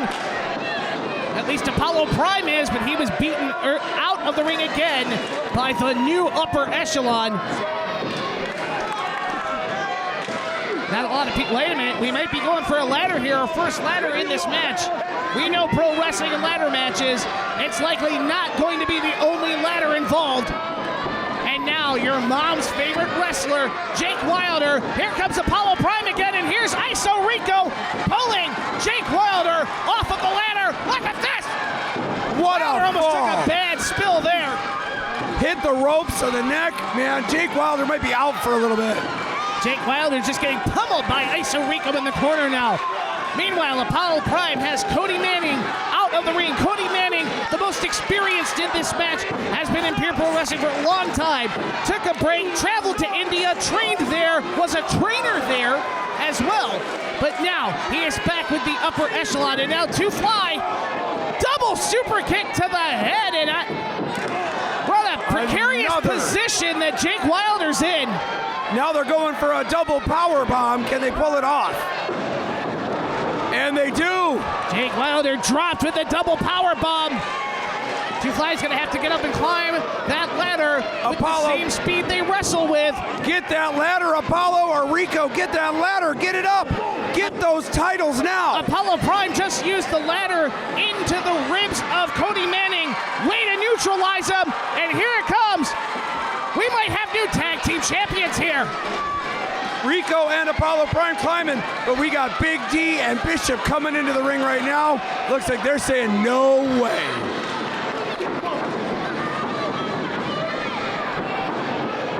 Tilt-a-whirl slam. Did you see that, Brian? A spinning black hole slam, and Apollo Prime thrown off the ladder as well.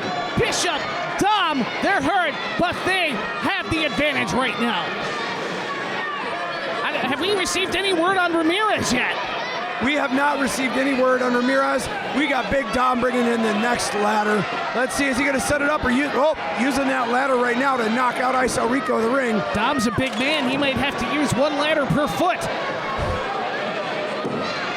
Being a big man, he doesn't have to go up very far though, Brian. Oh, he can go up 2 or 3 steps and get those belts. Those belts are almost touching his head, but Movato's back in.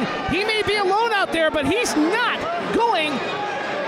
going to step away from this match. He's not going to back down. He is the heart and soul of the Misfits. He's peppering Big D with those blows, Brian. He's saying, I'm not quitting. And you should not be trading blows with a man like Big D. He's going to lawn dart him into Flint, I think. Hey, everybody in the front row, now's the time to duck. Look out, and there's everyone else on the floor being able to break the landing of Movato. And once again, it's just Big D in the ring. Big D grabbing that ladder right now. Let's see what he does. I think he's looking at gold for Obsidian, but he's got to get his measurements right. Just taking his time, setting it up. He doesn't have to. He has nobody there to hurt him. Look, Big D's climbing. Wait, it looks like the ladder might be starting to bend. Buckling under his weight. He is such a big man. We talked about it before, but wait, Brian, look!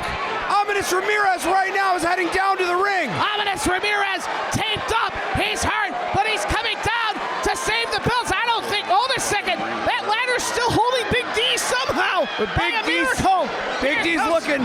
He sees Ramirez. He saw Ominous Ramirez, and thankfully for the ladder, Big D got off of it.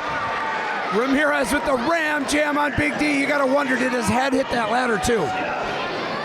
It could very well have. Meanwhile, Cody Manning of the upper echelons coming back into the ring. Ramirez with that target around his waist, looked at the ribs. He is taped up and hurt. Big spear, and the ladder lands on Manning's head.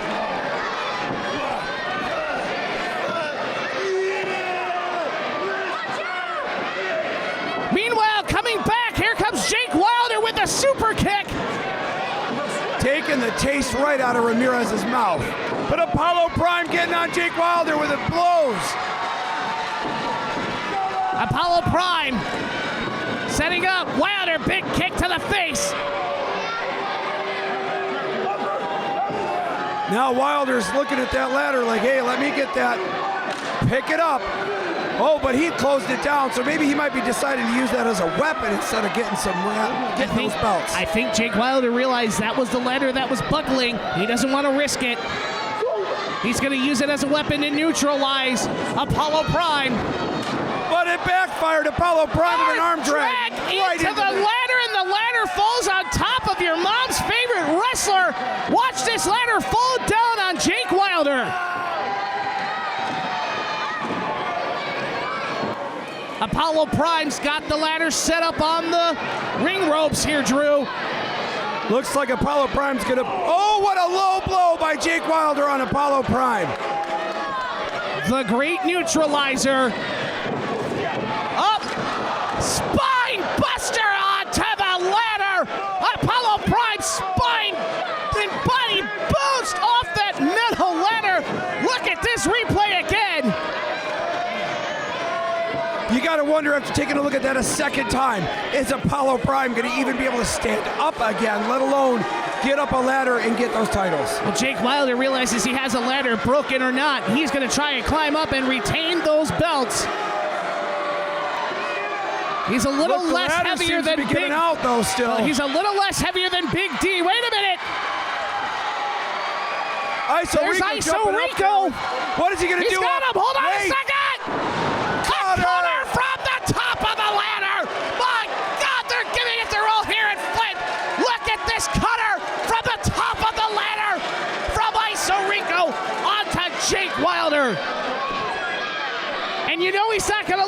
because he landed right on his face. Brian, right now everybody is down, but it looks like Bishop himself is rolling into the ring. He's the only one that's got any gumption. He's gonna get up. Maybe he might try to climb that ladder, but remember, Brian, that ladder is broken.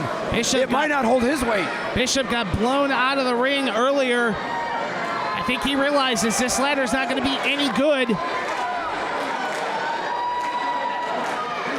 No, he's still trying to set it up. He's got the ring to himself, but he's hurt. He cannot climb that ladder very fast, Drew. Oh, he just realized it's broken, and he's getting one-handed by Big Dom. And Big D was there with the ladder on standby. Now, with Bishop being injured, he may not be able to climb that, but you know what? When those titles are on the line and you can see that gold, you're willing to do anything. And again, Big D, he's hurt. Bishop, he's hurt. He's climbing the ladder. Here comes Ominous Ramirez, also hurt, I might add. Stopping Bishop from climbing the ladder. Wait a second, is Ominous Ramirez going for a power bomb off of the ladder? He is! Bishop landed hard on the ring, and now the reigning tag champs, the Midwest Misfits, are in the ring. Everyone else is laid out. Movado positions the ladder. Ramirez pounding on Bishop, keeping it down, pounding on Big D. The upper echelon laid out already, Drew. The Misfits, they're going to the top. We got Movado, keeps going, telling the crowd, I'm on my way up. I'm going to get those titles. Wait a second. I don't think he's going for the bounce. He's on Swanton off the ladder. Landing a Swanton bomb on Bishop. You got to wonder, that man just received a power bomb from Ramirez. Now the Swanton bomb from Movado. Watch this again, folks. Watch this. He had a chance to win it. Movado decided he wanted to get the Swanton in to ensure that Obsidian will stay down. And now, Drew, he is climbing the ladder again. He's the only man standing right now. But Jack Kelly jumping into the ring. That damn Jack Kelly again. But wait, what does Jack do? It looks like he's gonna. Jack's gonna try to climb the ladder. That ladder won't be able to hold him. Look, Darling Roger. What is Darling Roger doing? Coming in. He's got a guitar in hand. He's a friend of the Misfits. We talked about it earlier. Pulling Jack Kelly up the ropes. Oh my God! He laid up Jack Kelly. What a vicious guitar shot. Taking out Jack Kelly. Now Movado deciding, I'm going to keep going. Much to the delight of the big crowd. Look at this.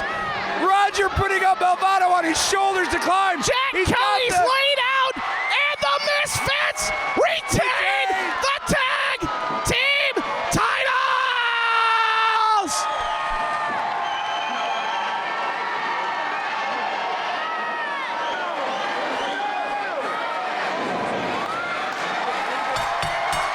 Who's the best in the Midwest? Well, it's the Misfits. Who's the best in the Midwest? Well, it's the Misfits. Here are your winners, and still Michigan State Tag Team Champions, the Midwest Misfits. The Midwest Misfits continue their meteoric rise in pure pro wrestling. They retain the Michigan State Tag Team titles, and Jack Kelly is unconscious. Man, I feel good right now. The Midwest Misfits, Brian, are showing us exactly why they are the best in the Midwest.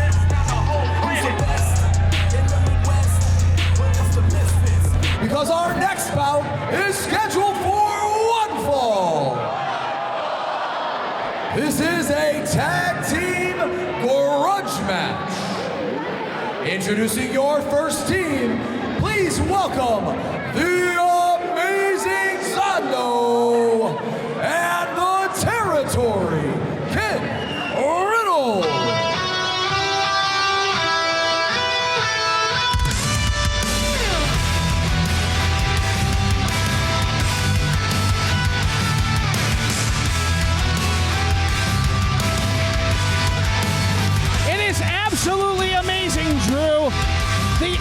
to change in Z-Man, the amazing Zondo, and now partnering up with the man who calls himself the Territory, Kenneth Riddle, for this tag team match.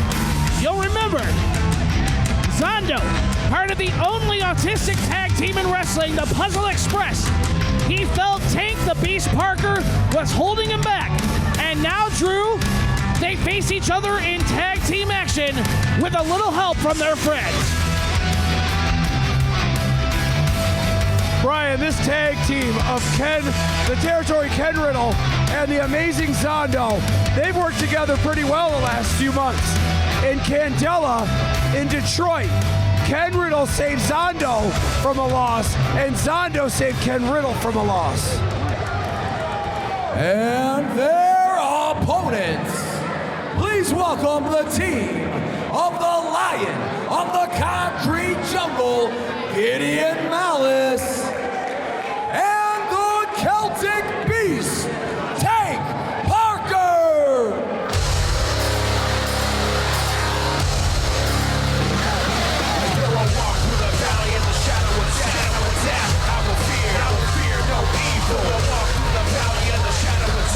Well, Tank could have picked a better friend than Gideon Malice to take on his old partner, the amazing Zondo.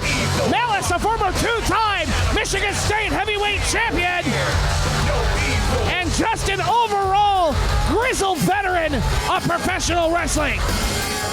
You gotta wonder right now, Brian, is the Territory and the amazing Zondo getting ready to enter the Chop House?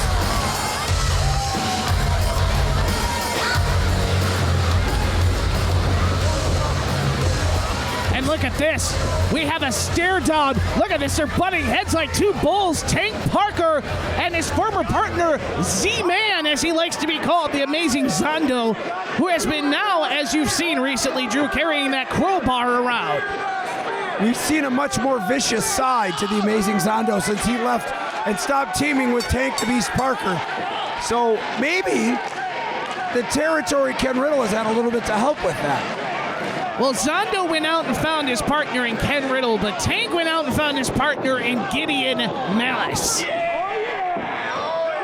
And we are starting with the former Puzzle Express members with a side headlock on Tank the Celtic Beast Parker. We definitely have to say the size advantage is going to Tank and Malice tonight. Tank hitting those right hands. Thought he might be going for a little flip, flop, and fly, but no, he just, I guess you would call that a chest bust? A chest butt? Yes, that's a new move that Tank has developed, is the chest butt. He goes ahead and gets you rocking and reeling with some blows and then drives your face into that thick chest. And just like you said earlier, Drew, the Chop House is open at the Dort Financial Center in Flint. Zondo is the first customer tonight. And now I think he just is daring him to tag Kenneth Riddle in, and Riddle happy to oblige. Now, what a technician Ken Riddle has been becoming in pure pro wrestling. Oh, he just gave the Gideon Malice a chop of his own, but when you see Malice get that chop, it didn't do anything. Well, and the chest of Kenneth Riddle just caved in by the meaty paw of the Lion of the Concrete Jungle. Brian, I have been on the receiving end of what it looks like. Oh, what another chop. Before I was saying I've been on the receiving end of one of those, Brian. They do not feel good at all. I'm a big guy myself, and that's when you get your chest caved in on the first one. And a huge clothesline takes down Riddle, and I'll take your word for it. I never want to feel that myself, Drew. The people in Holland, Michigan felt that, which is where we're going to be May 17th. Get your tickets at pureprowrestling.net. But now Tank Parker in with a nice double team from Malice and Tank. A boot into a back suplex, Brian. We've got to cover referee Jack Thomas there at only a 2. I want to talk about Tank Parker a second. I want you to think about this. another graduate of junior grapplers here at Pure Pro Wrestling. He has trained with the legendary Boogie Woogie Man Jimmy Valiant. He has trained at the School of Morton. He has even had an NWA title match against EC3 at EC3's Control Your Narrative seminars. Brian, when you see that, the training that he has received, how good things are going right now. But now he's on the wrong side of town as Riddle and Zondo Is Kenneth Riddle holding a drink? Yes, he is. He needs to hydrate. Just like you said before this evening, Brian, wrestlers always need to hydrate. I stand corrected. We haven't seen a lot of that since that match, so... Zondo with a big poke to the eye. Well, what else can you do against Tank Parker to keep him down with a poke to the eye? Doesn't matter how big you are, you can't train those eyes. You can't save him. Zondo and Territory here showing what great teamwork they have. In the short time they've been working together, only a few months. And Riddle making sure he put down his drink before he got in the ring. How nice. Zondo hydrating himself now, too. Look at that. Oh, they're sharing the same cup. Well, that's what you do when you're a good tag team. You know what each other needs, what each other's doing, what each other's thinking. Guess they learned nothing from the pandemic. Kenneth Riddle now with a chin lock onto Tank the Beast Parker. Malice desperately reaching out for a tag. Tank needs to tag in here, but you're seeing quality, good, smart tag team wrestling from the Territory and the amazing Zondo right now, keeping Tank in their corner, not allowing him to cross the halfway point of the ring. And this is a good thing for each team to have a member of the Puzzle Express. If anyone knows tag team wrestling, it is the Puzzle Express. In fact, Zondo was in a tag team mate. Tank just said, no, thank you. And now the tag is in to Gideon Malice. Kenneth Riddle, not the legal man, so they got to watch out. But wait a minute. I think Jack Thomas didn't see the tag, Drew. No, he didn't. He's telling Gideon, no, I didn't see the tag. You didn't get tagged in. That's good tag team tactics right there. Cutting off and telling the referee, no, come here, look at me.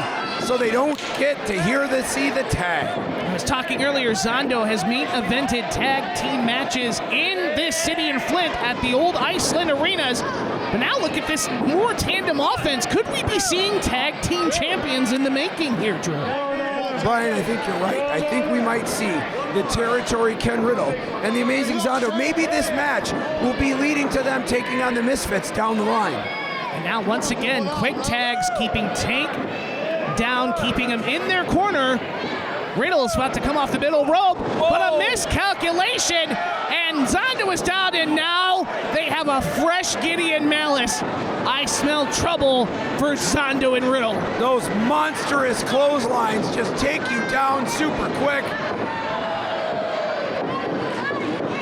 So quick we can barely keep up with the action here. Just as we predicted, Malice is cleaning house and now setting up. Wait, some right hands. Ken Riddle reached into those shoes to grab something. That's the smell. There's the Devil's Crossroad, or there's the fall from grace, excuse me. Malice is from Devil's Crossroads, South Carolina, but the fall from grace.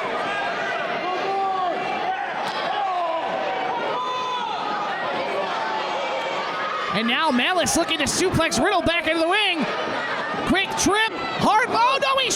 Oh no, he nailed him with the secret to blast weapon. him in the face. He's got to get Zondo over on him though. He's not the legal man. We've got to cover. I don't believe it. What an upset in Flint. You said it right, Brian, an upset. But you know what? An upset is still a win. Here are your winners, the Territory Ken Riddle and the amazing Zondo. Brian, I think we are seeing tag team champions of the future right now. The Midwest Misfits might want to watch out. This might be the new team on the block.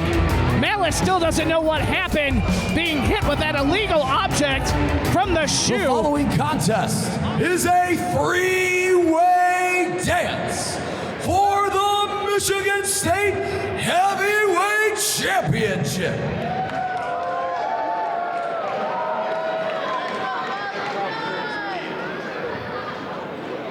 In this matchup, anyone who's pinned will cost the match.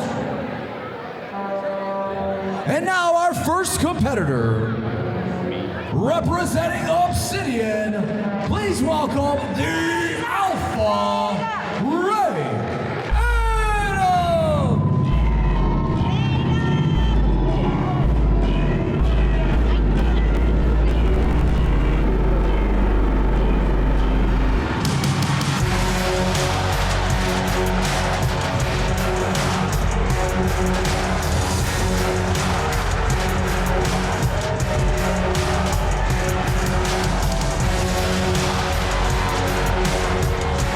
For Alpha Adams, it's about respect. He feels disrespected that he was not in the King of the Castle tournament. He wants that shot at that title, so he literally went out and took it for himself, still carrying around the King of the Castle trophy that belongs to Father Time.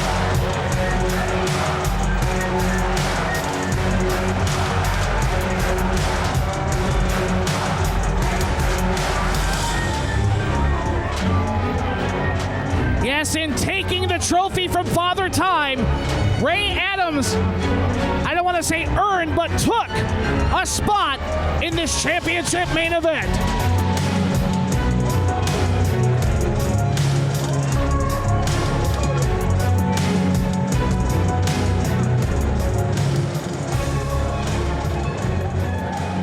Next, being accompanied to the ring by his manager, Bella Hayes.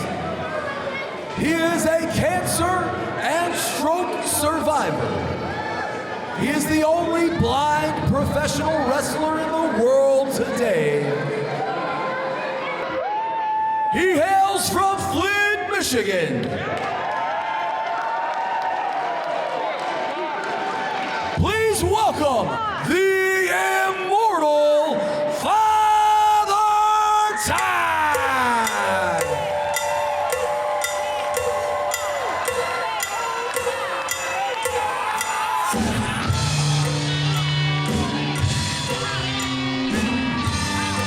For Father Time, it's about living a dream. Father Time announced in the fall of 2024 he was going to gun for the Michigan State Heavyweight title. He won the King of the Castle tournament in Owasso, Michigan earlier in 2024 and has earned this right to be in this match tonight for the Michigan State Heavyweight title. The hometown boy, after all he's been through, comes home for a chance to win it all.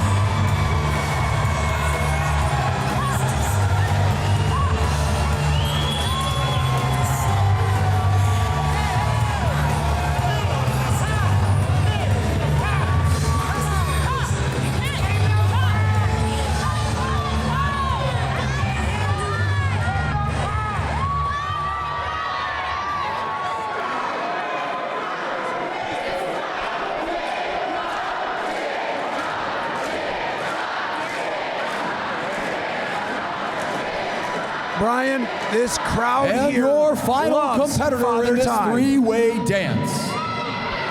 He is an ECW and WWE legend. He is a TNA Hall of Famer from Detroit, Michigan.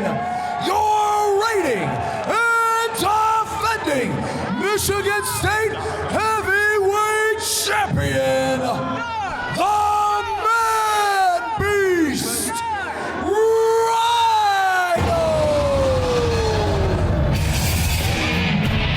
And for Rhino, it's about keeping that title that he spent 8 years chasing to finally win. But he'll have to go through Alpha Adams of Obsidian and Father Time to do so.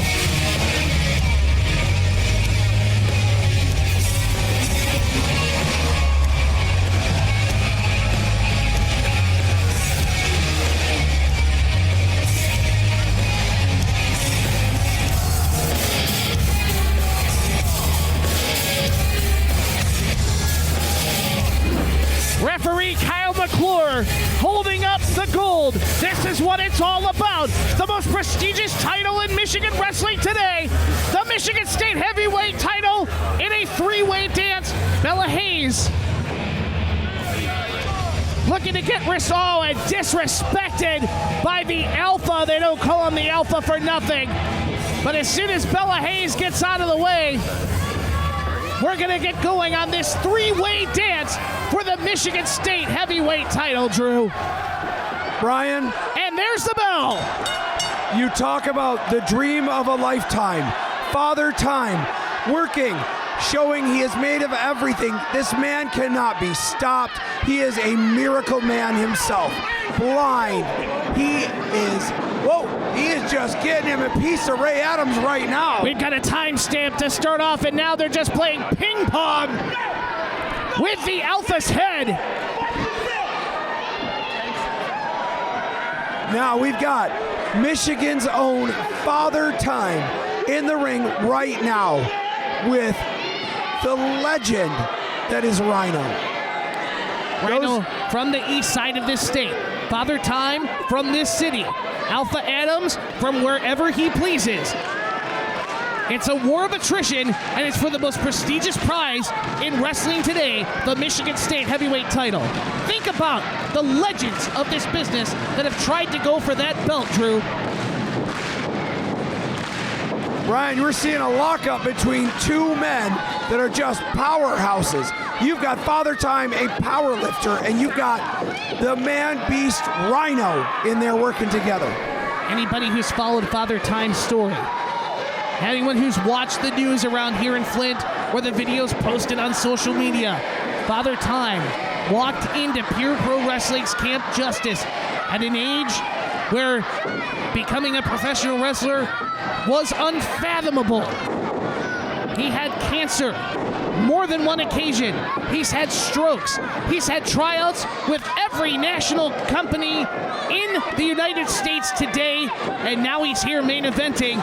We have a time stamp battle. Wait a second. I think Alpha Adams nailed Rhino in the ribs or the back there, Drew. I think he nailed him in the back, showing what Obsidian does is taking advantage of every chance they get. And let's talk about that for a second. Obsidian, we know their strength in numbers. We know the other members are here. Father Time sandwiched into the corner. It's only a matter of time before Obsidian plays a role in this match, but right now, Alpha Adams on the advantage. Alpha Adams looks like he's going to be putting Father Time's leg into the pole. Now he has pulled Father Time out of the ring and run his head into the ring post, and that is a big disadvantage. Father Time is legally blind, ladies and gentlemen, and now he is outside of the ring. How is he going to get back into the ring for this match? You got to look at Ray Adams here, playing that to his advantage. Father Time may not be able to get back in the ring. He may not be able to see it. So now it turns into maybe a one-on-one between Rhino and Ray Adams. Rhino bringing out the War Machine attire tonight, and he's setting up for something Adams has felt several times, and Adams scouting it very well, missing the gore right now.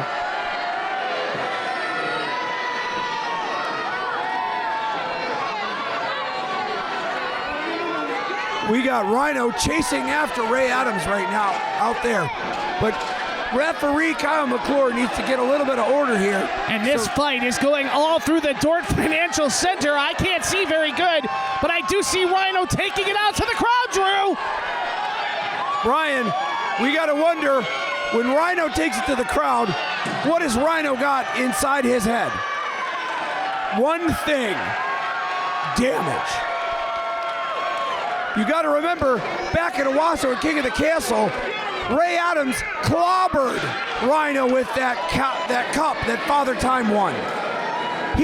Rhino has a little bit of revenge on his mind right now with Ray Adams. Rhino has a scar that will remind him of that day for the rest of his life on his forehead. And now, just going crazy here at the Dort Financial Center. Meanwhile, Father Time is still at ringside here, laid out from that ring post shot.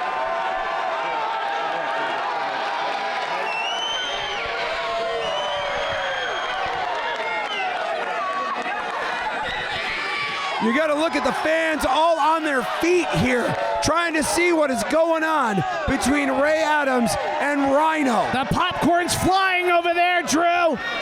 I see popcorn, I see soda, I see everything flying, Brian. Rhino's heading up into the crowd. Where is he going? He is up in the bleachers, and Adams chasing it from behind. They're in high-risk territory, and all Kyle McClure can do is stand and watch. Ray with a mighty kick to the man-beast Rhino there. And the O's are up. And you can hear the crowd. Flint. You can hear the crowd here. They do not like that. Rhino's biting up. Rhino is biting the Alpha Adams. I didn't know Rhino's bit, but by golly, that one just did.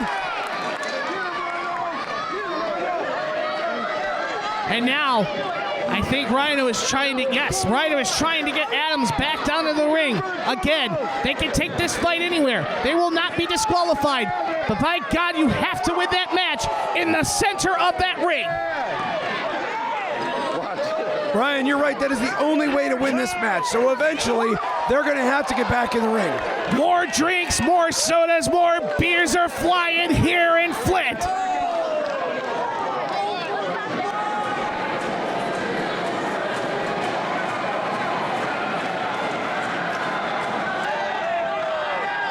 They are heading over to this side here, and this Flint crowd is loving it.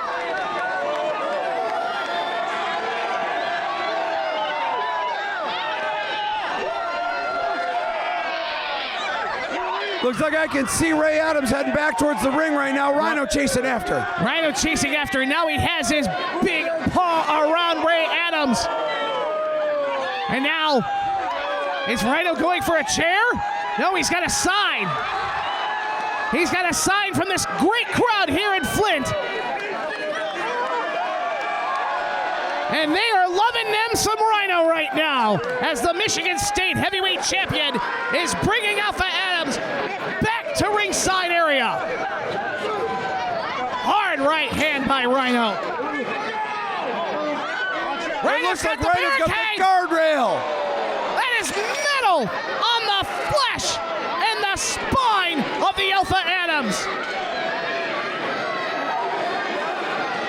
They may tear this whole place apart, Drew. You got that right, Brian.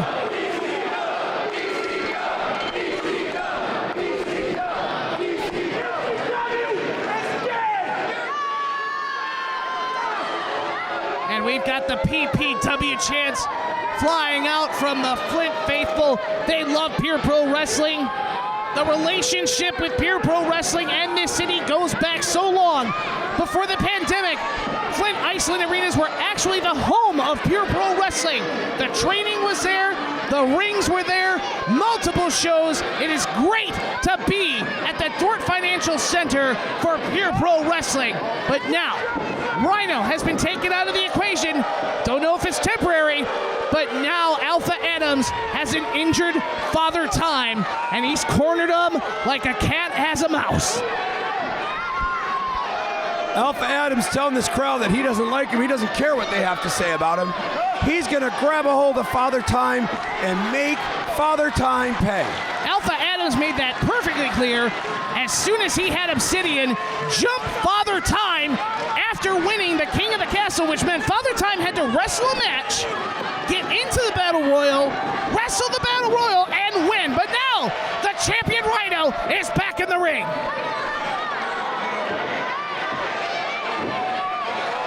Now we got Father Time seeming to fire up here. Now we got Father Time and Rhino facing off. Father Time, he's not afraid of Rhino. He's gone through much tougher things than Rhino, and it was called his life. Nothing seems to be able to keep Father Time down, Brian. Father Time is impervious to the pain, and now a time stamp and of another. the Man Beast, and another. And look, even the time stamps are staggering Rhino. Uranagi! Uranagi by Father Time! There's the cover! Only a 2! Father Time up to his feet really quick on that one. See what he's going to do to Rhino. He got the time lock. Time lock! Time lock, but wait! Here comes the Alpha Adams from behind! And he's lucky he broke that up. Brian, I've never seen anyone escape from the time lock myself. So you got to wonder, did Alpha Adams just save Rhino from losing the title by breaking that up? Oh! We may never know, but now Adams is in it! Now Adams is in it! Adams is in the time lock! Wait a second! Rhino back to his feet! And now Rhino, the champion, returning the favor of helping Adams out of the time lock.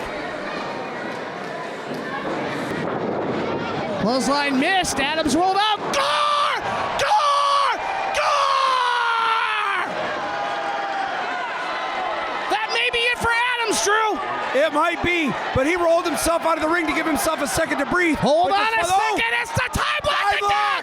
It's the time lock again. Father Time has the time lock on Rhino. I'm the champion. He's won. We have a new champion. Brian. There's a new champion. He did it. Father Time did it. I don't believe it. Ladies and gentlemen.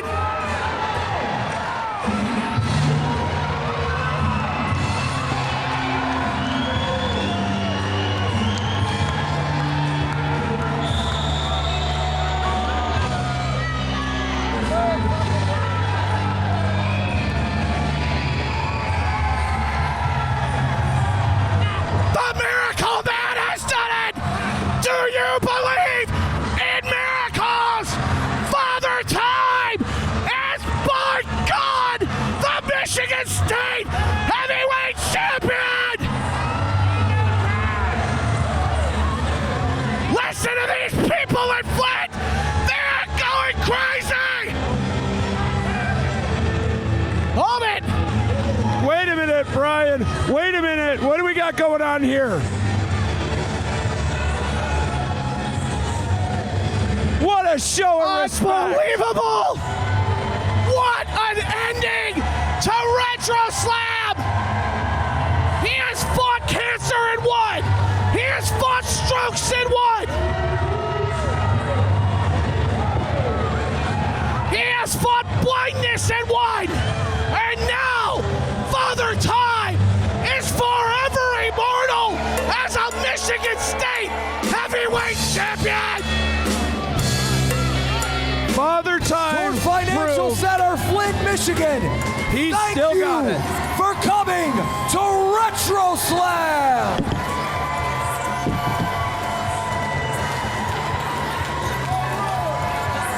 Thank you to the Dordt Financial Center and all of our amazing Flint area sponsors. One more time, your new